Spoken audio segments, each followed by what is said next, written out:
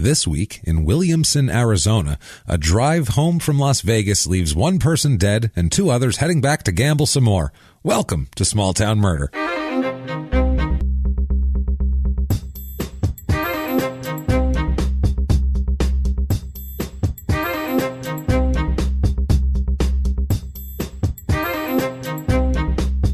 Hello, everybody, and welcome back to Small Town Murder. Yay! Oh, yay indeed, Jimmy. Yay indeed. My name is James Pietragallo. I'm here with my co-host. I am Jimmy Whisman. Thank you, folks, so much for joining us again on another crazy, wild adventure that we like to call Small Town Murder. Okay. Thank you, folks. We are having a great time. Thank you, everybody. Thanks. First of all, before we get started, have to say, if you're listening the day this comes out, right now, San Francisco tonight. Fuck yeah. I don't know if there's any tickets left to that. There might very little. There might not be, because I don't know if there's any now. So when this actually comes out, I really don't have any idea. But try. You never know. And if you have tickets, man, are we going to have a blast at Cobb's Comedy Club. I can't wait. And even more, this weekend, Saturday, November the 3rd, is Stand Up Live in Phoenix. Yes. Get your asses there. Do it. That is why we're doing another Arizona episode. Well, an Arizona episode is to get some, hey, we're over here. Hey, come on down. Strategic motherfucker. And plus, it's just crazy here. So we live in Arizona. It's a wild place, and we figured we would to be here. We figured a murder from here is always fun. So what the hell? Let's do it. Thank you, everybody, for your iTunes reviews this week. We really, really appreciate that. Your Apple Podcasts, whatever they are. If you haven't done it yet, please do that. It really helps us out a lot. On the business end, drives us up the charts, shows everybody that our listeners are engaged and willing to press a button for us and maybe sign in with their password. Maybe. So hairy, funky algorithm. That funky algorithm that iTunes have. We need to feed it so it can dance a little more. Yeah. But do that. It helps us out. Honestly, it doesn't matter what you say. The 5 stars are important. Say whatever you want. It's just for business. Yeah. If you want to go above and beyond that, the call of duty, you can do that very easily. You can go over to shutupandgivememurder.com and you can get merchandise, T-shirts with all our sayings and all that crazy stuff on it, mugs and bath mats and anything you want over there. You can get T-shirts to wear to live shows. You bet. Where you can get tickets all through there. It's all our calendar. Check out where we are. May we suggest Phoenix this Saturday night at Stand Up Live. Come on out there. Do that. Or you can do something that makes you our best friend, wonderful producer. You can go to the link that takes you to patreon.com/crimeinsports and you can make a donation there, or head over to PayPal. Use our email address, which is crimeinsports@gmail.com, and you can make a one-time donation over there, and god damn it, are they appreciated. We can't even tell you how much they are appreciated. They fully assisted in me getting a phone this week. Yes, Jimmy destroyed his phone on a go-kart like a 16-year-old, and oh man, I trashed it. It got pinned between my leg and the track, and it filed it all down. That is awful. Well, tell you what, let's get everybody in the go-kart here, and we will say the disclaimer. We're all in a go-kart on the way to the liquor store, about to rob it, and you're an accomplice at this point. So we'll tell you that right now. If you're in the car, you're on board, you're going to have a good time. We'll just say that.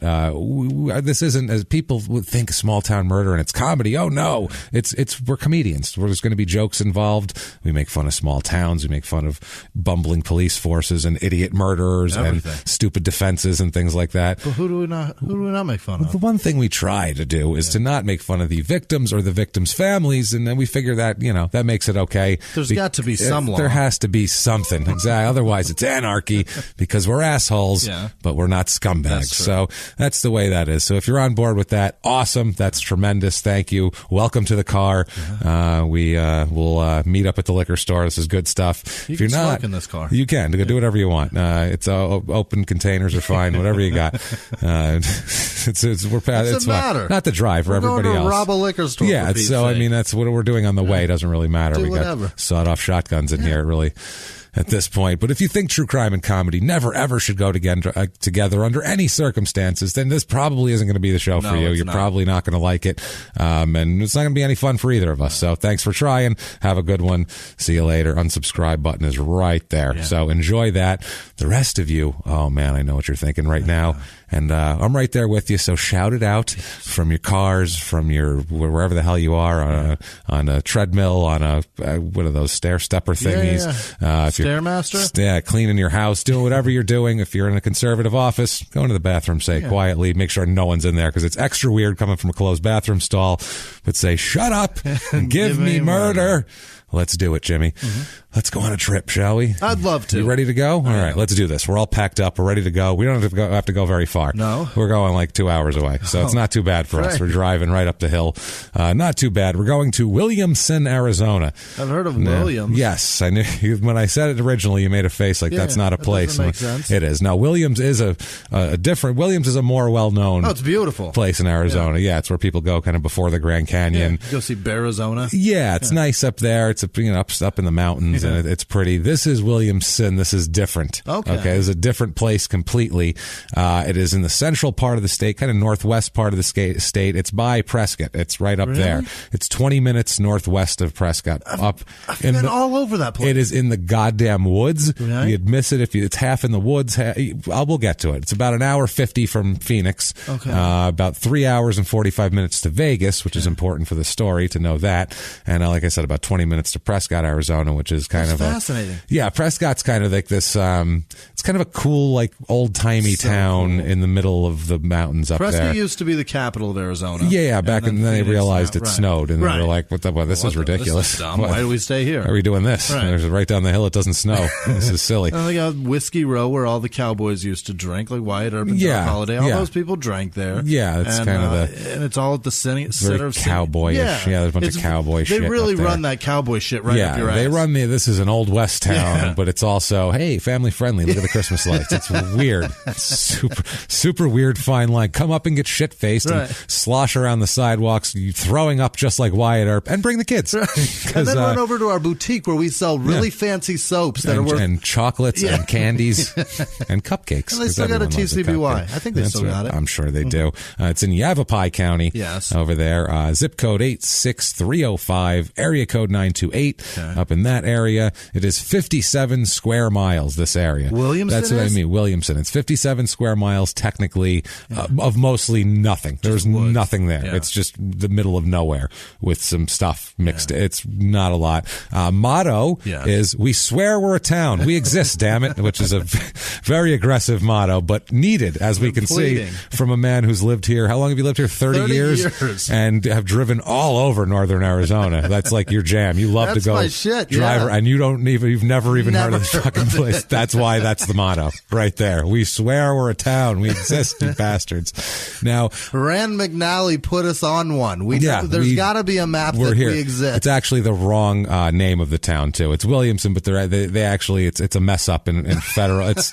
And the technically the murder doesn't take place right in this town, but it is the closest town to the middle of nowhere where this happened. This is great already. So it's literally, I was like, well, where the fuck? I had a map out and I found out the road, and I'm like, okay, and it says it's 25 miles north. Well, literally, I'm doing all these different configurations, and I'm like, well, the closest town here is Williamson. Otherwise, there's nothing out there. That's so weird. It was either Williamson or we go to the other side of the forest to Baghdad, and I'm like, that's the desert over there. So we're gonna stay. Yeah, we're gonna stay over here because I know this is the forest is where this happens. I didn't realize Baghdad was up there. Baghdad's over by Kingman. Yeah, it's like if you go over to the west, nobody cares about this. But I was thinking, for some reason in my head, I had it down in the southeast corner near Globe Miami. No. And Baghdad also is by Nothing, Arizona, for you non-Arizona residents, which is another town whose motto is also, I swear we exist, even though there's nothing. Is there. That for real? Nothing, Arizona? And there's Nothing, Arizona, Baghdad, and then Nothing is over to the southeast. Trust me, I've studied the central Arizona map. Crazy today. History of this area. There's been human habitation in the area here since at least 900 AD. I'm going to probably say beforehand. Yeah. That's just all they can prove. First settlers here were surprisingly Native Americans, obviously. They weren't people that live in Surprise. No. That all have nice gravel yards. I don't think it wasn't there.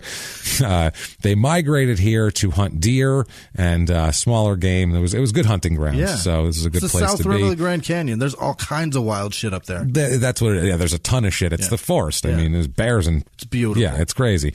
Yeah. It also was a passageway for the early settlers to go to and from to the pine forest down south of here. Got it. And also all through, like, the gold rush, this was kind of an area area where people came from the south to go to California. They'd come this way and then head north for some reason. I guess that keeps you out of the Rocky Mountains. It also which makes keeps sense. you the fuck out of like Death Valley. That's what I mean. Yeah, Palm so Desert. they come through here, and then I think they go up and then follow the mountains on the west side. I don't know how the fuck it's a little nicer that way. But they said there's a lot of northern Arizona, and Arizona in general had a lot of southern settlers because that's where people would stop if they were going to California, and they were like, all right, it's far enough. This'll do. Yeah. I don't know. I heard there was sand, and this is all the same. So there's a lot of people with southern kind of roots here based on that, which I didn't know. So that's why that's interesting. Yeah, it's like the West Virginia of the Southwest, or the Oklahoma of the further Southwest, more accurately. People from Dodge City, a lot of those people went to Prescott. That was a very common. Yeah. But it was the capital then, so that's it made sense. Right. Yeah, that's where they keep the records. Yeah. So they'd steal them, I'm sure, as we always have in one of these goddamn towns. There's always a record thieving. One county seat's mad at another for. Jesus Christ. Fighting over land deeds. That's what they're fighting over. Also, they did archaeological studies. They said Native American tribes, it was kind of a seasonal thing up there. They would have a lot of seasonal habitation. They'd be up there in the summer, and they would store their meat up there in the winter. They'd store shit Indian up there. Snowbirds? Yeah. That's they had Indian elderly, I'm sure. Unbelievable. Just the elderly ones, though. The older Indians would head up there. I'm heading up for the summer. It's getting hot down here.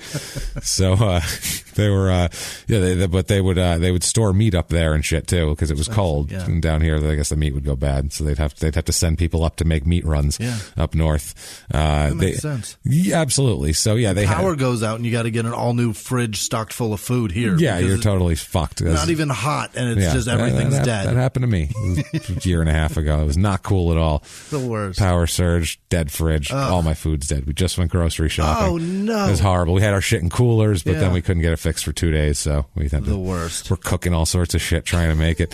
So, hurry, start cooking. Get going. Warm up the oven. So, discovery of gold in the 1850s, 40s, and 50s brought all sorts of people into the area because there was some gold there, too. Oh, okay. In addition to there being copper up in northern Arizona and everything like that. So, people came here. People that were the less ambitious would come here. It's easier to get to than California, and, it's kind of the post. Fewer people? Yeah, plus it was kind of like the stock market. It was ready to burst already. They already had the big gold rush, and there was like, well, there's a couple things we could buy up on the fringes. It's fine, That's where they thought it was. Also, fewer people means better odds of your strike. That's the other thing. Shockingly, the Native Americans in the area considered this an invasion on their hunting grounds. A bunch of you assholes on here panning for shit and telling us to go away. Strange that they would feel that way. But in the 1860s, there was fighting between the Native Americans and the settlers in the area. So, over that, basically, over I just thought people wanting to mine. Picture a Native American. Do you see a beard on that man? How the fuck did they shave? Like, I am fascinated with that right now. Well, they had razor sharp fucking weaponry and shit. I mean, how would they? They're shaving with a fucking hatchet? Yeah. Yeah, that's intense. You could shave it down. Yeah, you could really get it down. Plus, I think they had medals too. So. I don't know what they had. I'm not really sure dumb. what year. Also, we're talking that's about a good point. What area too. And what did we bring to them? Too? And what did we bring? I mean, what people from different areas, and people have been shaving and cutting hair though since the beginning of fucking time. Yeah, you sharpen shit and you figure it out. I've never seen a Native American guy with a beard. Like in any pictures, you know what I mean? No, I guess that's not. really fucking. I'm sure there was some people are going to be like, "You guys are idiots." There's we know. We're saying what Jimmy's the limited amount of pictures he's seen in 8th grade textbooks did not have beards in them. I see that I understand that it's post like a Gilded Age. That there's metal around. Yeah, but did the Gillette people stop by a camp and be like, think so. Disperse these amongst? I think everyone? they had it. Yeah. I think they had it down already. Okay. I feel like I feel like they'd figure out shaving right away. That's something I feel like immediately. As soon as guys started figuring out, as soon as the first divorced guy happened, they figured out shaving. Where he's like, I got to get myself out there. Fuck, I look like shit. I need a makeover. He figured out shaving and went out there looking slick and got himself some ass. That's what happened. So I don't know when that occurred, the first divorce in human history, but got to get this lice off my face. Whenever that happened, that's when it, and some girl went, ooh, I haven't looked at you the same way. Went to the office. office looking different. That's your chin? Oh, man, look at you. Holy shit. You don't have any bugs or birds living in there or anything. This is sexy. So the Civil War began, obviously, in the 1860s, and the federal government established Arizona as a territory, and troops were stationed there to protect the gold mines and the settlers from both Confederate bands and hostile tribes as well. Interesting. So that's why they made it a territory, was to protect the gold here. Fascinating. There's gold there. That's ours now. Yeah, let's stay out. We need that. Yeah, they felt like they could then feel justified in sending troops there, apparently. Sure. But they also, all the army and then people here created a demand for, quote, beef and hay. Mm-hmm. We need beef and hay. I see people just marching in the streets looking for beef and hay. And that's when people in this area started bringing in livestock and all that kind of shit. And that's up there now. It's a lot of livestock. Oh, God, it's everywhere. And it's northern Arizona. It's so weird. It's beautiful. My God. And we're not talking about Sedona. People come from all over the world to look at Sedona. It's amazing. And you look and go, wow, it's beautiful. And the houses are nice. And, Flagstaff has its own thing to it. Sure. And Jerome. There's a couple of these, tourist towns up there that are fine. But about like Winslow is weird. Really, it's fucking weird. They have a statue of that dude that wrote that song that's standing on a corner of Winslow. That's what I mean. That like was the Eagles, but it only was person, Jackson Brown? I don't remember. Not Glenn Fry, the other one. Don Henley. Don Henley, thank you. Yeah. But I think it's a picture I think it's a statue of Jackson Brown standing there. Because I think fuck they have Jackson Brown standing there. It has something something to do with that fucking guy. I don't know. I don't know the story. I don't like the Eagles. It's fucking garbage. Either way, though, they have a statue of the one guy who's ever mentioned them in pop culture. He mentioned us. Build a statue. Imagine if anytime anybody added us on Twitter, we built a statue of them. They mentioned us. Statue. Thank you for your article. We have built a statue. Yeah. Every time we're on top 25 true crime, whatever the fuck, we built a statue to that writer. Thank you. We're very excited. We have a split-sider statue in here. That's a beautiful monument to BuzzFeed. It's fantastic. It's gorgeous. Ridiculous. Who doesn't want that? So there's all sorts of hostilities between these people, obviously. This is the Williamson Valley is what they call it. It provided a lot of really good place for cattle, apparently. A cattleman named Stevens brought livestock into the Williamson Valley. Oh, the poor guy. That poor bastard. Off. He had to bring it all the way over there. And they name it Williamson. They name it, his family's pissed. It was named after Lieutenant Robert Stockton Williamson, who served as a government surveyor in Arizona in 1854. Since the valley was it's a natural passage down to the Prescott area from up north is the way it works, because that's a little valley outside of the forest. Prescott Valley. Makes it a little more easily accessible. Gotcha. Yeah, exactly. So a guy named Thomas Simmons, who was a civilian, had a stage station in the 1860s, and he provided meals and horses and all sorts of shit, and manned the post office. He was also the post office, and then he designated the station Wilson after the commissioner of the land, and then somebody else changed it in 1873 to Williamson Valley, and then in 1881 they changed the name again to Simmons after that guy, after the postmaster guy. He changed it away from something to something else, and then they were like, fuck that, we're giving it to you. You take it, sir. It's ridiculous. Until that station closed in the 1830s, and they went back to Williamson. It was the Williamson Valley Road up there is known as was the Simmons Highway, and a lot of maps still printed as the Simmons Highway on maps for some reason. Now, some shit up there. Back in the turn of the century, what was life like in northern Arizona? Yeah. You might wonder. They all had gardens and canned what they grew in order to survive the winter. Oh my God. Which sounds fucking horrible, because it's cold up there in the winter. Don't get that shit wrong. Yeah. Don't get it twisted. Arizona's warm. It's fucking freezing up there in the winter. This town's like 5,000 feet elevation. Yeah. It's a mile-high town, so it's cold, man. It's Happy Jack, which is real close to there, which is a dumb fucking area too. But I've been there in a camper, and we had fresh water tank underneath, and overnight the whole tank was fucking frozen. It's so cold. Woke up in the morning, you can't even make coffee. Nothing. It's so cold there. It gets super fucking cold. The primary sources of income back in the day were the sale of cattle, hay, and horses, both ranch horses and bucking horses for rodeos. They're producing rodeo horses up there, apparently. Meat cutting, carpentry, blacksmithing, and the sale of dairy products. I feel like that's what every small town was. That's not a big deal. It says social life. This is exciting, Jimmy. Boy. I know I'm not a social guy, but I think I might have been a little more back then. Because back then, social life revolved around neighbors, helping neighbors with cattle roundups and putting up hay. Nope, those are which yours. Sounds fucking terrible. Yeah, your cattle are wandering away. That is your problem at that point. Those are your cattle, your fucking problem. That's not being neighborly. That's an asshole thing. Yeah. Come over here and help me do work. Help me work on my shit. Right. And also the distance, they were like 2 or 3, sometimes more, 5 miles between ranches. Not acres. So, not acres, miles. So people really didn't hang out very much because they're so goddamn far away. It's fucking exhausting to get to you. They like to have like rodeos and hoedowns and shit up there, and have square dances. I guess I don't know. They dances, but I'm sure it's square dancing. Yeah. It's square. I'll tell you that much right now. I don't know if it's officially as fuck. As fuck. They said next to rodeo, the most popular recreation for men and boys was hunting. Which is sort of not a recreation if that's your food source. That's just survival at that point. Tactics. Not really having fun. It'd be like, what do you do for recreation? I go to the grocery store, just wander around, look at meat.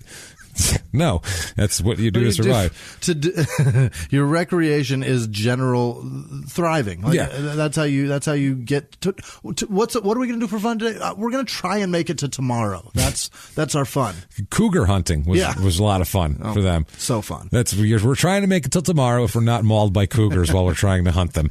They would kill cattle and deer and shit, so people would hunt them kids would round them up for a bounty. Yeah. You bring in 5 cougars and you get a bounty, like on Deadwood when you'd bring in a Native American head, and they would give you money for that. I think it was $50 a head. Really? I think Al would give you one, and then he'd put it up in the bar. That was a real thing too. At the Gem Saloon in Deadwood, they would put buying decorations. Yeah, they would use it as a rotting skull as a decoration. That would be. They just put it up on a shelf in the bar. Keep the flies off your steak. Yeah, I would say so. That's a good point, though. It does draw the flies. Now, they said crime rate was actually pretty low back then. Cattle rustling was considered one of the most serious offenses. The goddamn cattle rustlers, man. Oh my God. As we've heard from back then, the worst thing you could be is a cattle rustler. Why don't you just rape my wife? Jesus, Good God, you gotta steal my cattle? And horses too. If you stole a horse, but now it's like they don't kill you if you steal a car. It doesn't make sense. So, you get way further in a car than on a horse. That's what I mean. And it's way more expensive. The whole thing. It's just better. It's just better. Horses have no air conditioning and they shit all over the place.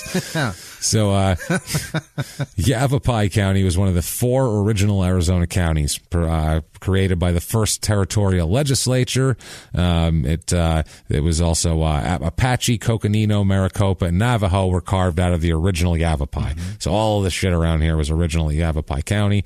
There's only like 13 in this state. Yeah, there's not a lot of. Well, there's no people here outside of Phoenix. Right. Sorry, everybody. I know there's a few in Tucson, but you live in Tucson. It's a big ass state. We apologize for 13 counties. You. Yeah, and everyone is crammed into this fucking city. What is there? 5.5 million people in the state. 7 million people in the state, and 5 in the state. Yeah, and the rest of it's 4.8. It's a giant state too. So there's only 2 million people dispersed throughout it, other than us, and a lot of them are in Tucson. Right. So I mean, they're dead and buried pretty much. They're already in Tucson. There's like 1.2 in Tucson, and then like 400,000 in Flagstaff. That's it. And then the rest of the 48 people are somewhere else. Somewhere in the mountains. They're in Williamson. Williamson, speaking of dead and buried, is the number 89 best place to retire in Arizona, according to this website. Number what? 89. Not a lot of places in Arizona. It's 89. I couldn't think of 89 other places, 88 places. There's like 8 places. I can think of like a dozen cities, and that's about it. And it is the number 7,381st best place to retire in America. So you're going down the list. How thousands? 7,381st best place to retire in Arizona, according to this website. In the U.S. In the U.S., in the entire U.S. And everybody here is retired, too. That's the other thing. Really? I have resident reviews. So Here's some. These people went down that whole list they did. and got to 7,000 something. Good enough. Well, good enough. Resident reviews, quote, "This area is growing because of its natural beauty. It's a fairly peaceful and quiet place, but sometimes that can get boring. For young people, there's not much to do. I've also noticed an increase in rehab and old folks' homes, which I see as troubling." Okay, 4 stars, though. And then the next one, because of the high concentration of rehab homes, there's quite a bit of drug-related crimes. There's also the occasional racist hate crime, but other than that, it's mostly quiet. 3 stars. All right. 3 stars for all the rehab. So apparently rehab centers, there's a lot of them up there. That's fascinating. Because there are 2 different people. 2 out of 3 reviews mention rehab centers. So people in this place, the population of the whole area up there, that whole big area, is 5,398. So almost 5,400. Mm-hmm. So a little over 5,000, up 109% since 1990, which everything in Arizona. In 1990, Phoenix had like 1.2 million people, and now there's like 4.5 million people in the whole metropolitan area. So shot up. Had 3,000 people in 2000 too. So it's been growing a lot since 2000. Median age here, 37.4 is average. Yeah. Median age here, 60.8. Holy shit, they're old. 60.8. That is right up the middle is 60. Very fucking old. If there's a 30-year-old, there's a 90-year-old. That's what I mean. Wow. That is, if there's a 15-year-old, there's a 140-year-old. It's insane. It's fucking crazy. I like how you carried the one there. You got to do it. So 60.8, which is nuts. Yeah. Male-female populations are normal, though, which is weird because the people aren't like 85. They're like 65. They're like new retirees. It's very strange. 30% of the people here are between the ages of 65 and 74. 30% of the people here are in that 9-year span, which is insane. A lot of bingo. Can you imagine how many fucking Wednesday night bingo games are going? If the traffic is insane. Wednesday night, it's like Wednesday at 3 p.m. Yeah, I was going to say Wednesday at 5:30, right after dinner. Boy, it's intense. After the potluck. All other groups are under the norm of population, all other age groups, except for 15 to 17-year-olds, which is also a little bit higher, which I don't understand at all. They brought a couple of them brought their punk grandkids up there. That's what it is. It's the ones that shitty parents. They're on their way to rehab anyway. They're like, I guess bring them here. It's almost rehab. They can walk to the rehab. We'll move them over to the rehab. Married population's usually 50-50. That's the norm. Here, 72% married. So old couples are moving up there like crazy. And those are now married is 70.43. So it is just not like some people that got divorced, bunch of widows, none of that shit. They retired together and moved there. There's actually less widowed population than normal with that age, which is crazy. Fuck. Not a lot of married with children. Married with no children, 74% or 73.72%. So now you're talking. That's a lot. They're getting the fuck away from the big city. Going. We didn't do anything with our lives. But up here, it's expensive. They had to live here. We'll talk about it in a minute. But race of this town, it's the mountains of northern Arizona. It's 92% white, 0.00% black. No black people. Not a black person in 5,000. Zero. What's the racist hate crimes they were talking about? There's earlier? nobody to perpetrate them on, except for the 4.22% Asians that are there. I don't know what they're attacking the Asians over. Like, what the fuck do you care? Well, leave us alone. I know what it is. It's old dudes that remember they were in Vietnam. Yeah, the overabundance of Vietnam veterans there just pissed. They just snap. Dude's like, I'm not fucking Vietnamese. Number one. Number one, I'm Korean. My name is Charlie. Number two. Wait a minute. Oh, shit. What did I do? Damn it. Ladies and gentlemen, my co-host, Andrew Jackson. I legitimately I know. You're the most American name you could pull. And you pull the one thing. The only one that's fucking horribly insulting. Nice job, Jim. What the fuck? That was a good one right there. That was classic. Oh, man. As soon as I said it, blood rushed to my fucking head. It didn't happen before you said it. I know that. That's where all the blood was, away from your head. That makes sense. 2.85% Hispanic, Jimmy, in Arizona. Why did I go with Henry? What am I doing? That would have been perfect. Bill, Bob, anything. Charlie. Only less than 3% Hispanic here, and less than 2 hours from Phoenix, which seems insane. That seems unfathomable. That's unfathomable. I don't even know that. That's crazy. 26.2% of the people here are religious. They're just like, we gave up on that. We left our kids behind. We're going up to the mountains. Fuck religion. 7.9% Catholic. 4.7% LDS. It does snow up there, so they're going to blend right in. Close to Utah. 0.02% Jewish, so not very Jewish. 0.0% Muslim. About 33% Democrat in the last presidential election. About 64% Republican. These are older white people who have a lot of money, so not a big shock in the that is the core demographic there. Unemployment rate's about normal, 5 and change, same as the rest of the country here. Household income is very high, $72,604 is the average, which is about almost $20,000 higher than the national average. On retirement. The jobs are mainly educational services, because you can get to colleges around there, and a lot of in the healthcare industry, shocking with the retired community. Overall cost of living, 100 is par, average, regular. Here it is 163, and that is almost exclusively for housing, because housing is a 297. My fuck. Housing, median home cost here, $555,100. Oh, my word. Very expensive. And 43% of the houses were built between 2000 and 2009. 40%? Yeah, they had a huge population boom, and they built everything. It's all brand new shit. That's intense. Pretty much. Most of the houses are, over the 300,000 mark. Very few under the less than 20% of them are worth under 200 grand up there. So, and if we've convinced you that you're old enough and you can pull it off enough, and you're white enough to be here, we have for you the Williamson, Arizona Real Estate Report.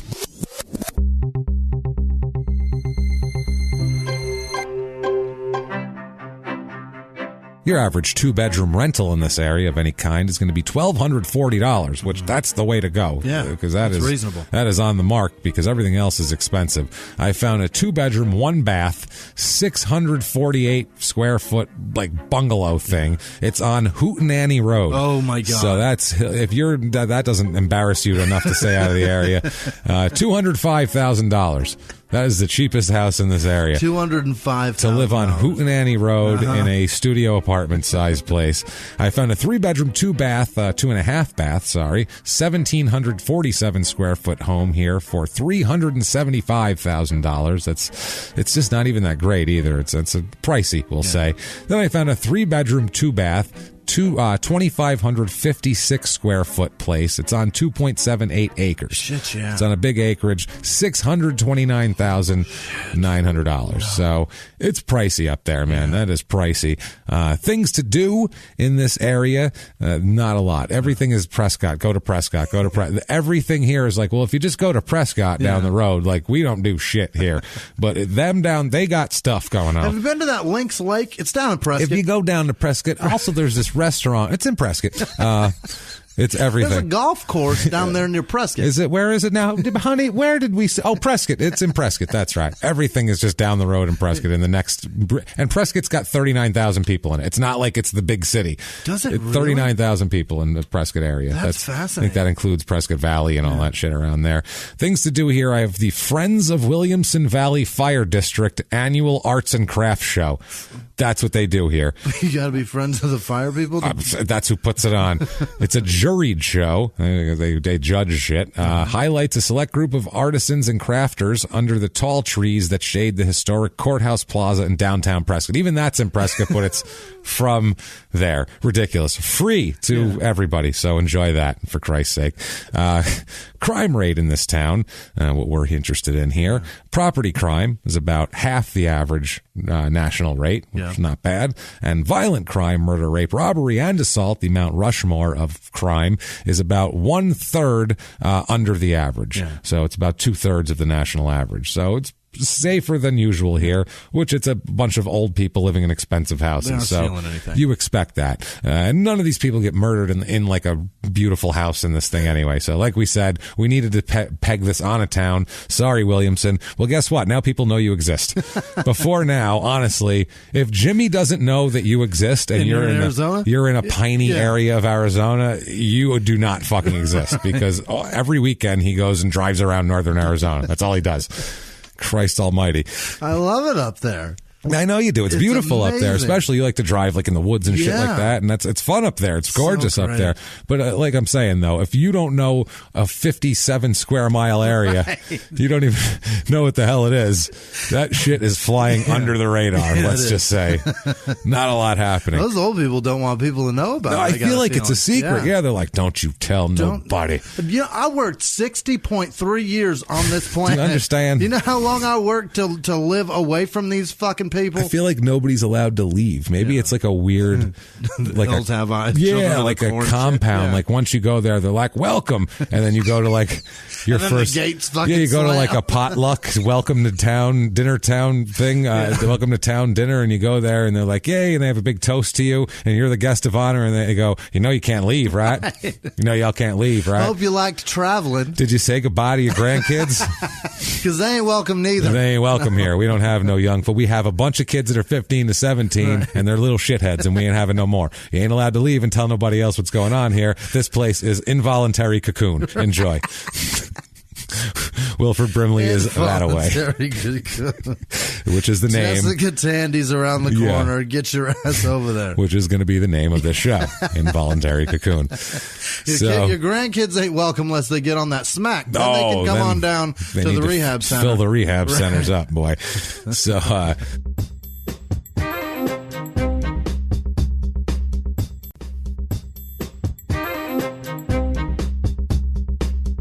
let's talk about a murder that happened in this town here. We have to go back to 1994.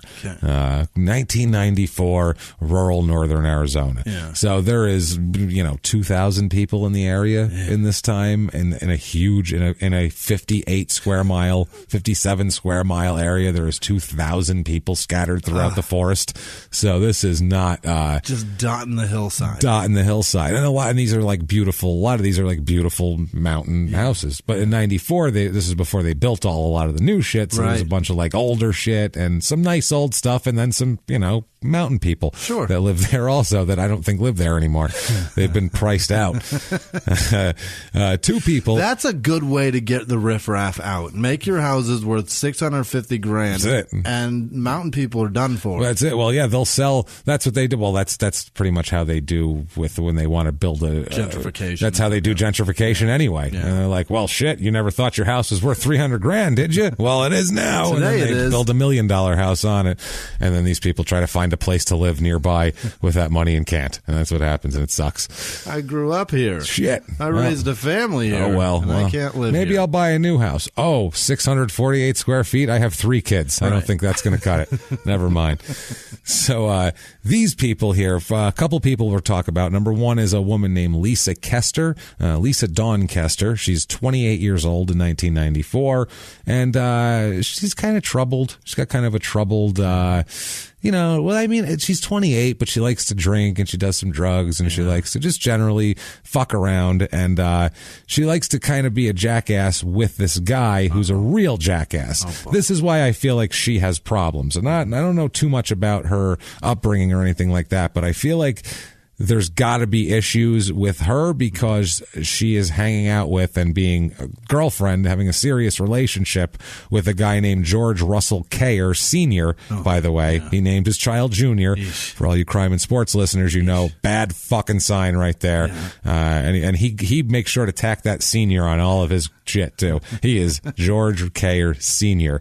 Do not mistake me for that one. No. He's 40 years old at the time, so there's a 12-year age difference, which is fine if everybody's got their shit together. Right. That's the thing. But if he's a scumbag, and we'll talk about what level of scumbag he is in a minute, if he's kind of a dirtbag, it's a different thing. Then there's something wrong with, then she's got problems, I assume, to to tolerate that relationship. Or it's the other direction where she was just raised in such a fucking sheltered life. Or there's that too. To the crazy side. That happens too. Yeah. That happens too. I remember on back in the day on the Loveline radio show that people would call in and they'd ask their question and they go, "Hold on, we're going to bet on you." And they would bet on the person's past, just based on here's my problem. They would bet on how you grew up and all that kind of shit. What leads to that? Right. And this sort of thing is either one or the other. It's either not this situation, but a situation like this. They were always either if like, it was on the show. Was your father a pastor or did your uncle molest you? Which one was? Or did your dad leave or that sort of? And we don't mean, I mean, obviously people have free will and choices, and sometimes they just like to be with fuck ups. But generally, if you're 28, not 19, if you're 28 and you're still fucking around with some 40-year-old dirtbag and doing drugs and all that kind of shit, something's wrong. Something's wrong, basically, with your whole deal. And I love Dr. Drew, but man, did his questions come off creepy. Oh, boy. He's the most well-meaning but creepy sounding guy. It's really hard to listen to him go, "Did your uncle molest you?" And it feels like he's got it out and he's tugging to the story. See, I never got that off him. I always feel like he's overly empathetic, but the thing is, I don't feel like he's faking it. I just feel like he has an abundance of empathy that's weird to me, that I find that now that's a good thing, and I find it creepy because there's something wrong with me because I'm damaged, but that's a whole other trail to go down. Mixed with like a drip of a personality, you know? That's where the creepy breeds. Well, if you listen to like how he grew up too, like I don't know fuck about him. His dad was a doctor and he's a real achiever, and he was never did anything wrong, and he went to all the best prep schools, and he went to the Amherst, I believe. He went to he's very much very his upper crust. They used to. Corolla used to always make fun of him for it. He used to always say that him and his ascot when he was a kid. He is just white privilege embodied. He said Corolla used to say that he went to who was it, Lord something's school for hemophiliacs or some shit, where your uniform included an ascot issued to you and all this shit. So but he tries to be very, I don't know, enough Dr. Drew shit. But we're not psychiatrists. But I just, from experience and from just general shit, that's what you're going to get.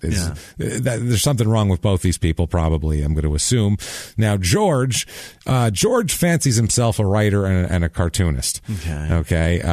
And we'll say too, his cartoons aren't bad. He's not bad at drawing them. We'll say they make no sense. We'll talk about it. No, he's not an anything guy. He fancies himself a writer. So fancies himself. Got it. Yeah, he's not. Got a notepad in the corner. He's not Stephen King. We'll put it that way. They're not. People aren't just hunting him down for his next novel. It's, he's not the Peanuts guy in the Sunday comic strip. No.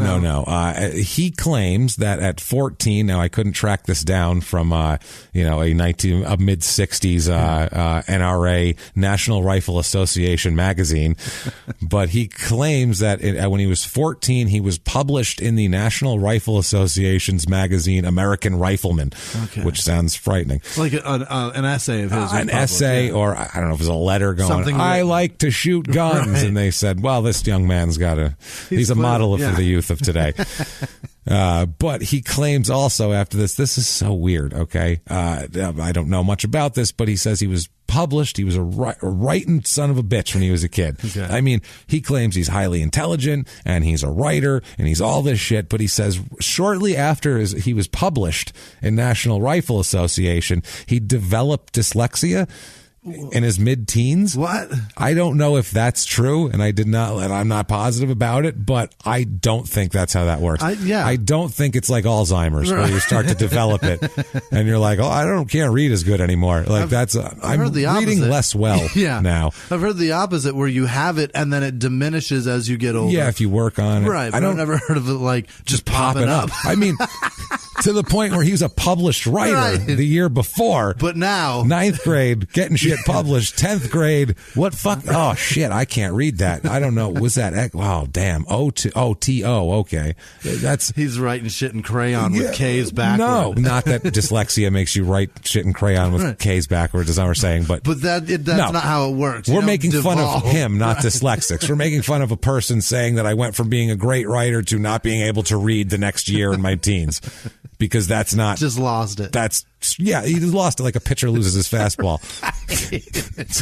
I don't have any more stank on it. I don't get it. Last year, that curve really snapped and broke down in the zone, and this year, it's just kind of fucking laying out there. They're crowded. I don't get it, man. He lost it. Like, super strange. He could write about race cars because race cars are the same forward. Yeah, it's true. That's a good point. And it's a good subject for him. But he can't write anything about it. Just race car, race car. Just writes race car over and over again. We realize that's not dyslexia, but he's claiming he's got a lot of excuses for a lot of shit we'll talk about for everything. It's pretty amazing. Okay.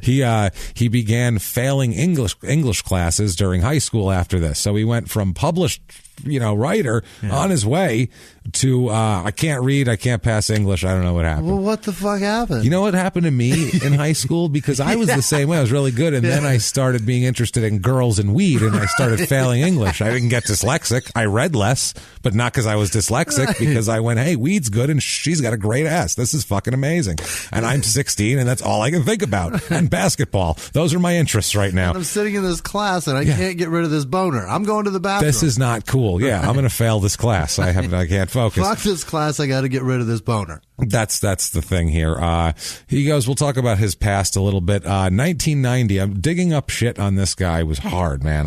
Really wasn't easy. This is one of those cases that is like, if you look it up on Murderpedia, it's just a paragraph. Really? And you're like, ooh, that's not a lot to go on. And so you had to go deep into it and find the court documents, and they had one on there, but then I had to find the appeals that had the deeper shit on it and all that shit.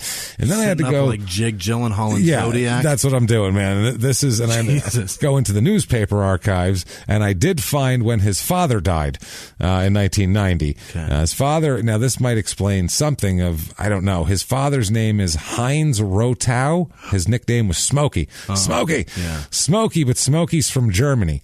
Yes. He's a 70. He died in 1990 at 76 years old. So that dates him to some pretty bad shit. That dates him to right smack in the middle of that shit. I don't know if it never says on his obituary when he came over here, but if it was, I don't know. Right around 43. If he came, hopefully he came in 37. Well, good for him. Yeah, his parents saw some bad shit on the horizon and decided to come on over to the States. I don't think that's how it works. Oh, that's a bad time to be German. Not a good time to be German. Yeah, I was like, 76, 1990. Oh, no. Oh, my God. Oh, my God. He was 30 years old in 1944. That is prime shoe-killing time. That is not a good age to be at that time. That's a man They made you do bad shit. Yeah. And you did it. So many S's on his jacket. We're just not happy with this at all. Smokey, what's that stand for? What'd you smoke, sir? Yeah, not people, I hope. I pray that is not terrible. Yeah. Jewish jerky. No good. So bad stuff here. But he died in 1990. Now, George also has a couple of brothers, and a brother and a sister, and he has one child of his own, who I believe he might have two, but one he gives a shit about. Gotcha. And then his sister has some kids too. That is Junior, and who will use him as an excuse for things later on. Oh, get out. Obviously. Come on. He's a junior. Right, but he blames the kid? No. He tries to get out of something using the kid as an excuse of like, but my kid. Right. They're like, yeah, sorry. Just because you named him Junior doesn't mean you actually give a fuck or do anything stupid. Yeah. So Lisa Kester, we're talking about, the 28-year-old girlfriend of George Kayer.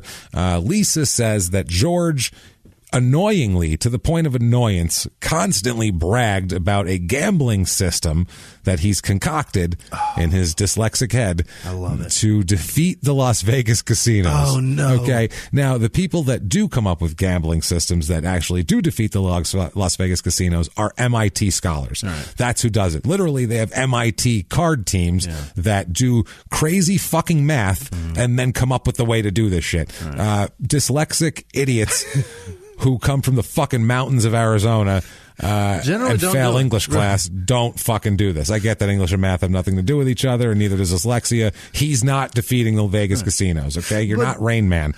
Sorry. The formula for defeating casinos requires some algebra, which has letters, which he can't read. They'll be backwards, and he's going to mess it up. So...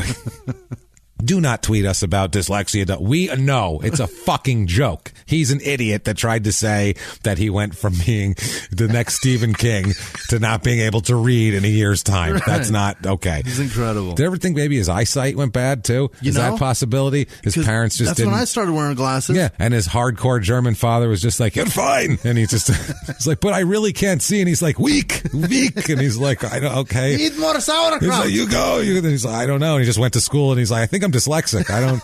I can't read that at all." And maybe that's what it was. Yeah. So this George he's got a system. Boy, he's going to defeat the Vegas casinos, which whenever anybody says that without any background in some kind of crazy theoretical math or whatever, I think it's pretty fucking amusing, honestly. Unless it's like, sit at the slot machine that's closest to the aisle because they want people to see it hitting. That's advice that you can give how to beat it. I've never heard that. That's one of those old clever Vegas tricks. Is on the end of aisles somewhere, the most visible slot machines hit the most because they want people to see them hitting. Because then they walk up by and they go, "Oh shit, people are winning." Oh look, there's another one exactly the same right next to it. Exactly. Right. Whereas the ones in further, a little tighter, wound. I don't know. I've seen more grandmas fucking knocking them out on those ones that are deep down the aisle. I think they're there every day and they know specifically which they've done every machine and this is the one. This one's been cycled enough to get some wins out of it. They bribe the calibration guy to tell them which one's loose. They pen them in with their walkers. Which one's throwing cherries at you? Which one? Which one's 777s? Don't fuck with us. Don't you mess with us, I'll tell you right now. So, that's their little old lady gang. I love it. That would be great. So the problem was, this is a guy who got his girlfriend. They live in what is it, Cordes Junction? Cordes Junction, I believe. Yeah, Cordes Junction, Cordes River. Which one is the one? Oh, Cordes Junction is up there. There's also Cordes Lake. Cordes Lake. That's what I was going to say. Cordes Lake. They live by Cordes Lake, which is southeast of Tucson. Right. Or Tucson, Prescott. Right. So you have Prescott in the middle, and you have down southeast is Cordes Lake, where George Kayer and Lisa live, and then Williamson is northwest. Okay. About probably 40, 50 miles away from each other. With once you Prescott get off the freeway, Prescott's maybe 30 minutes down the road. Yeah. And you get off the freeway at Cordes Lake, Cordes Junction, and it's just up the road. So then Williamson would be 15 minutes It's away. another 20 minutes north or whatever we said there. Got it. So problem is, he's going around, he's like, "I got this system, man. I got this system." And I don't know if and she's with him, but I think she's just like, Jesus Christ. She knows he's a fucking moron. Yeah. She knows this guy isn't the smartest guy in the world, but I don't know if she's believes him or what, but it doesn't matter because neither of them ever have any money to go gamble with. So he's got this system that he is just fucking, it's it. This is the one for him. He just needs to get to Vegas and then he will be in the Rain Man suite and be retired in no time. He's going to be like one of those idiots on ESPN in the middle of the night with his hat pulled down and a hood up fucking playing poker. Yeah. He's ready to go. But instead, too broke to ever do it. That's how surefire way to just be done and be rich for life, but he can't scrape up a few bucks to do that, which is very sad.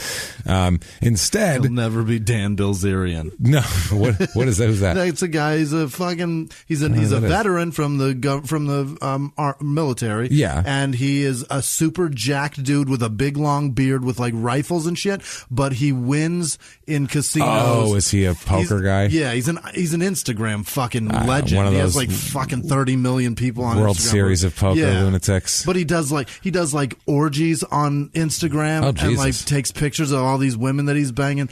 Point is, he's what this idiot wants to be. All he needs is that one big payday at a casino. Yeah, but he has a system, though. Does that guy have a system, Jimmy? I think it's just probably have a system. Handsome, and the casino probably just doesn't give a shit what you do. This guy, Dan I hate Bilzerian those World Series of poker assholes. They have nicknames and shit. Yeah. Shut up.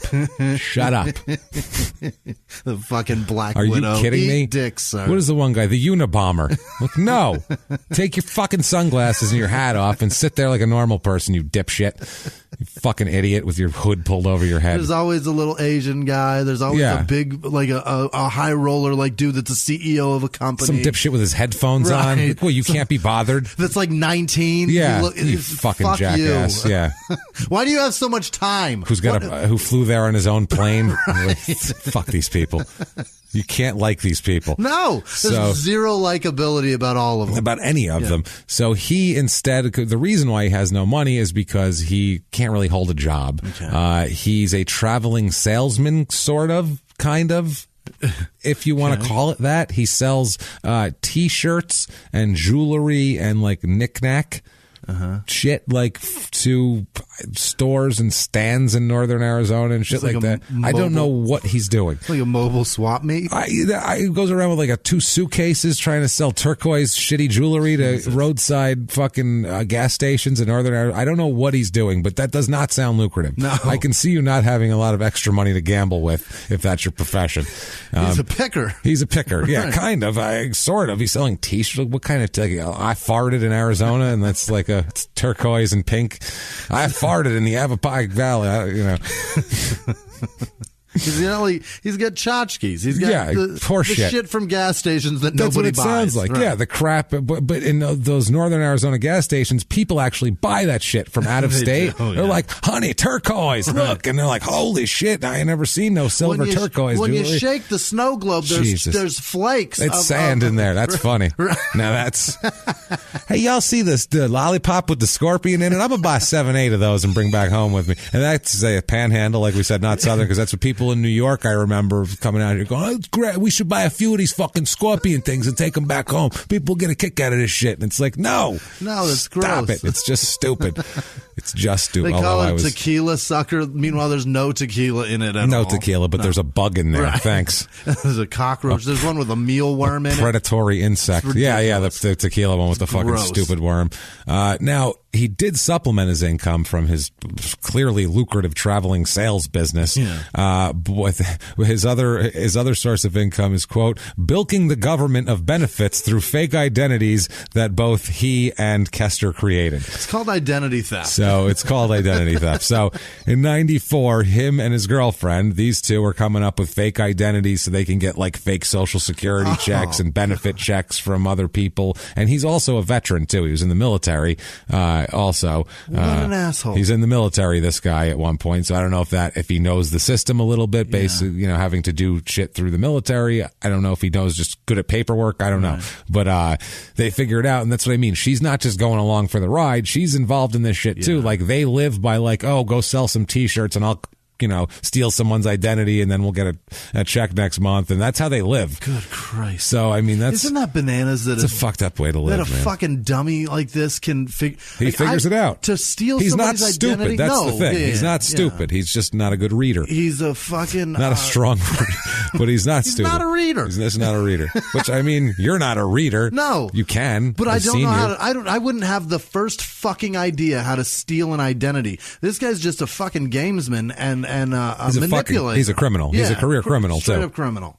He's a career criminal, a career underemployed, fills in his income with illegality. Right. That's just how he fucking rolls, underachieving motherfucker. Yeah, that's how he was going to be a published author. Right. Think about, at 14. Grace. Think about, this is Grace. This is definitely Grace. Think about at 14 how happy his Nazi German father was that he's published in a rifle magazine. He's probably like, my son, the American rifleman. This is what I dreamed of when I came here. And next thing you know, he's doing this horse shit. So not terrific. He claims a history of mental illness and also a history of suicide ideation. So he's just thought about it a lot and had Welcome ideas. To the club, that's what I was going to say. That's I don't know if that doesn't excuse any behavior ever. And that's a lot of people too. Yeah. And so that's also a history of alcoholism in his family. It's you're fucking German. What do you want? Yeah. Sorry. And also he claims polysubstance abuse. Just anything he can get his fucking hands on. All of it. So it's him and his girlfriend, and he's selling knickknacks and turquoise shit and T-shirts and bilking the government and fucking faking identities and buying drugs with it and coming up with gambling schemes that he can't get enough money for because he's got to buy drugs with that money. He is great. He's a mess, this guy. This guy's this is like northern Arizona, what you think of outside of the nice shit. And right. It's like, and then there's a bunch of these people running around the mountains, hopped up on meth. The people that believe in the vortex of Sedona. Yeah. Oh shit, them and 65-year-old ladies. So, 1981, He is convicted of first-degree burglary, which is a pretty serious offense, actually. A first-degree burglary is a pretty hefty one. It's horse thieving. I believe it's horse thievery. Cattle rustling was his charge on that one. So that is 94 as he's 40, so he's, 27 when this happens. Yeah. So he just has a lot of history of petty crime. That's his big serious offense, though. That's his, one that you can throw out there and go, that's not a good guy. First degree burglary is not okay. He's a bad dude. Then he's got a bunch of shit, drugged shit, and this and that, and knick-knack shit that you can't find, basically. He sells knick-knacks. He's arrested by knick-knacks. It's all knick-knacks. That's a charge that you expect of a guy that does the extracurriculars that he's into. That's the thing. That's exactly right. That's where you're going. If you're faking identities, this life, right? Well, it seems like he figured out that breaking in and burglarizing things is a good way to get caught, and that's a pretty serious felony and all that. But this whole identity theft, if we just come up with different identities and stuff like that, this is a whole different ball game here. Yeah. This is not like no one's going to catch me with the loot bag in my hand in the middle of emptying the safe. This is fine. This is pre-big internet stuff. That's what I mean. It's so much easier to get away with it. This would be so hard to track somebody who's doing this shit in the middle of nowhere. Yeah. I mean, it took them 18 years to find the fucking Unabomber. That's a good point. You know what I mean? Back then, he was stowed away. That's what I'm saying, because he was stowed away. So this guy, who the fuck knows how long they could do this for? By 1994, he is wanted also on a probation violation. Wow. So he's got a gambling scheme, but no money, traveling salesman, lots of drugs. Him and his girlfriend have schemes. He's a convicted burglar, and he's wanted for a probation violation. Probation for one of his many just problems out there that he gets into. So obviously everything is going super well. Super well. What I understand, Lisa's parents love him. Oh, just no. I'm sure they hated his fuck. Or if her parents gave two shits about her, which they probably don't, then they would hate this fucking man, I'm sure.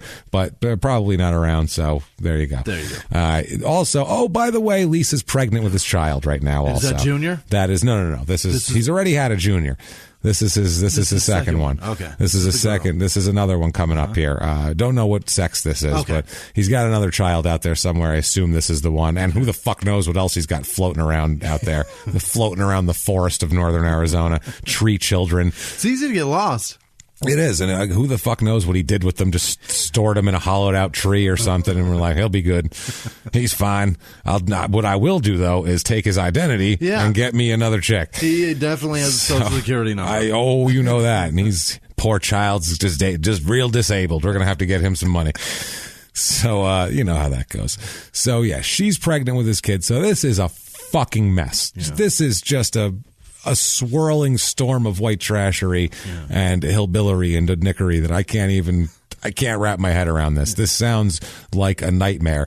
This is like one of those situations where you see from the outside and you would think about how would you go in and fix it. Yeah. I wouldn't know where to start. No. This is like one of those where you walk in and it's not just the kids have made a mess in the house. It's the cops came and raided it looking for cocaine in the walls. And you just go, well, we got to just move. We just should burn this fucking place to the ground because it's destroyed. That's what's this guy's life. On the way out when the cops slammed the door, some candles fell over on the old newspaper. And just burned it all to the ground, thankfully. It's just all flaming. That's what I feel like is going on. If you walked in this front door, you wouldn't start by going, okay, I'll mop that up, clean this, sweep that. You just go, I don't have any fuck it. Just slam the door behind him. Hope it burns. So if you close the door, it disappears. It's just gone. Close the door quick. Okay, I am leaving now. Now, they know a guy named Delbert Haas, Haas, Haas. Delbert, which sounds like an older man's name, which you're not mistaken because Delbert is 63 in 1994. Okay. So Delbert's born in 1931, obviously. So Delbert's an older fella. Delbert is Delbert used to be like a biker kind of guy and shit like that. Like Delbert's he's been through some shit. Delbert's he's not some just little old man sitting there doing what. And 63 is not an old man, but in 94, 63 was older than it is now. Yeah. It just is. Yeah. But still, this guy was was spry and shit like that. Now I found an article. He's been through some shit though, because I found a newspaper article on Delbert Haas from 1970. 1977. Oh, boy. Okay, where he was in a horrible motorcycle accident. So bad that it was in the newspaper. That's how, about in a major city. It was in Phoenix, too. It wasn't up in the middle of nowhere here. It was a guy a man that he was riding with was killed in it. A motorcycle collided with two vehicles is what happened here. They said there was a patrolman that saw it. He was riding. He said that this guy, Stewart, was the other guy. Stewart was riding his motorcycle north on Cave Creek Road, which is, he lost control on a curve at 16th Street. We all know where all this shit exactly is. Where that is. We know exactly where that is. Fucking Sunny Slope. Yeah, it's right up there. Lost there and sideswiped a southbound car driven by a 34-year-old woman named Judy Schrauner. The passenger on the motorcycle on the back of it was Delbert Haas. Two dudes on a motorcycle. Point. Yeah, they were going up Sunny Slope. You never do that. First of all, we know Sunny Slope. If you're not from Phoenix, which most of you aren't, Sunny Slope is a real kind of cracky area. It's horrible. It's it's an area where you go, wow, if they would have figured out that this could have been really nice before the crackheads moved in, this place could be fucking gorgeous because it's these beautiful hills and the sunset there is beautiful and it's all fucking crackheads. It was a TB village when it started. That's what it was there still for. is. Yeah. It fucking still is. Those people, I would rather they all had tuberculosis because at least that's treatable. This shit, what they have, they're a fucking disaster. They need to head on up to Williamson and get into those rehabs. These people in here, these are zombie fucking. At night, you just see people skittering across the road and shit. It is shadows and shit. It is horrible up there. You're driving down the road, and if you don't have your eyes open, you will hit a crackhead. You will hit one. You will hit somebody on something. So if you're on the back of a motorcycle, it's so bad in that neighborhood that a serial killer was hiding in fucking plain sight. Oh yeah, nobody cared. The guy that was sawing off heads and throwing them in canals. Like at least he was just camping out right he's there. He's not freaking out in the middle of the road holding a crack seance. So they said he's fine, probably. So bad the man had a retired police car that said like zombie apocalypse rescue vehicle. That shit just ignore that. That shit didn't raise a red flag. Not in Sunny Slope. Not in Sunny Slope. Sunny Slope, crazy. Yeah, it's not cool. And this guy, another very Phoenix-centric fact, Delbert Haas at the time, his address was 328 East Hatcher. So 3rd Street in Hatcher. Right there. Right by like John C. Lincoln Hospital. That might be the south house. of that, or north of that. That's the heart and soul of this area. Yeah. So if you live in that area and you're riding on the back of another guy's motorcycle through there, your life isn't exactly working out wonderfully for you, especially if you're 46 years old, as Delbert was when this was happening. Holy shit, a 46-year-old man on the back of another dude's motorcycle? Crazy. Get a car, fellas. So Delbert... There are 3 things you don't share with another man, James. It's an umbrella, an ice cream cone, and a fucking motorcycle. What's that from now? Nothing. What is that? No, it is from something. That's my joke. No, it's not your joke. I tell it on stage. Yeah, but it's from something else, Doug. It's not your punchline. You say that in something else, but it's that's an old thing of you don't share the lollipop and an ice cream cone and a motorcycle. I've never heard that in my life. Really? I've heard that old people. I've heard old bikers it was say genius for writing that down. Well, you put the 3rd one in there, and that was funny too. And you didn't know it, so it doesn't matter. It's not like you heard it and then wrote it down. But old bikers said that. Really? Yeah, you don't share 2 things you don't never share with another man: an ice cream cone and a motorcycle. It's brilliant. I used to sell bikers weed when I was a teenager. So you don't. That's what they told me, and I guess it's right because you figured it out too. I thought I was a genius. You are.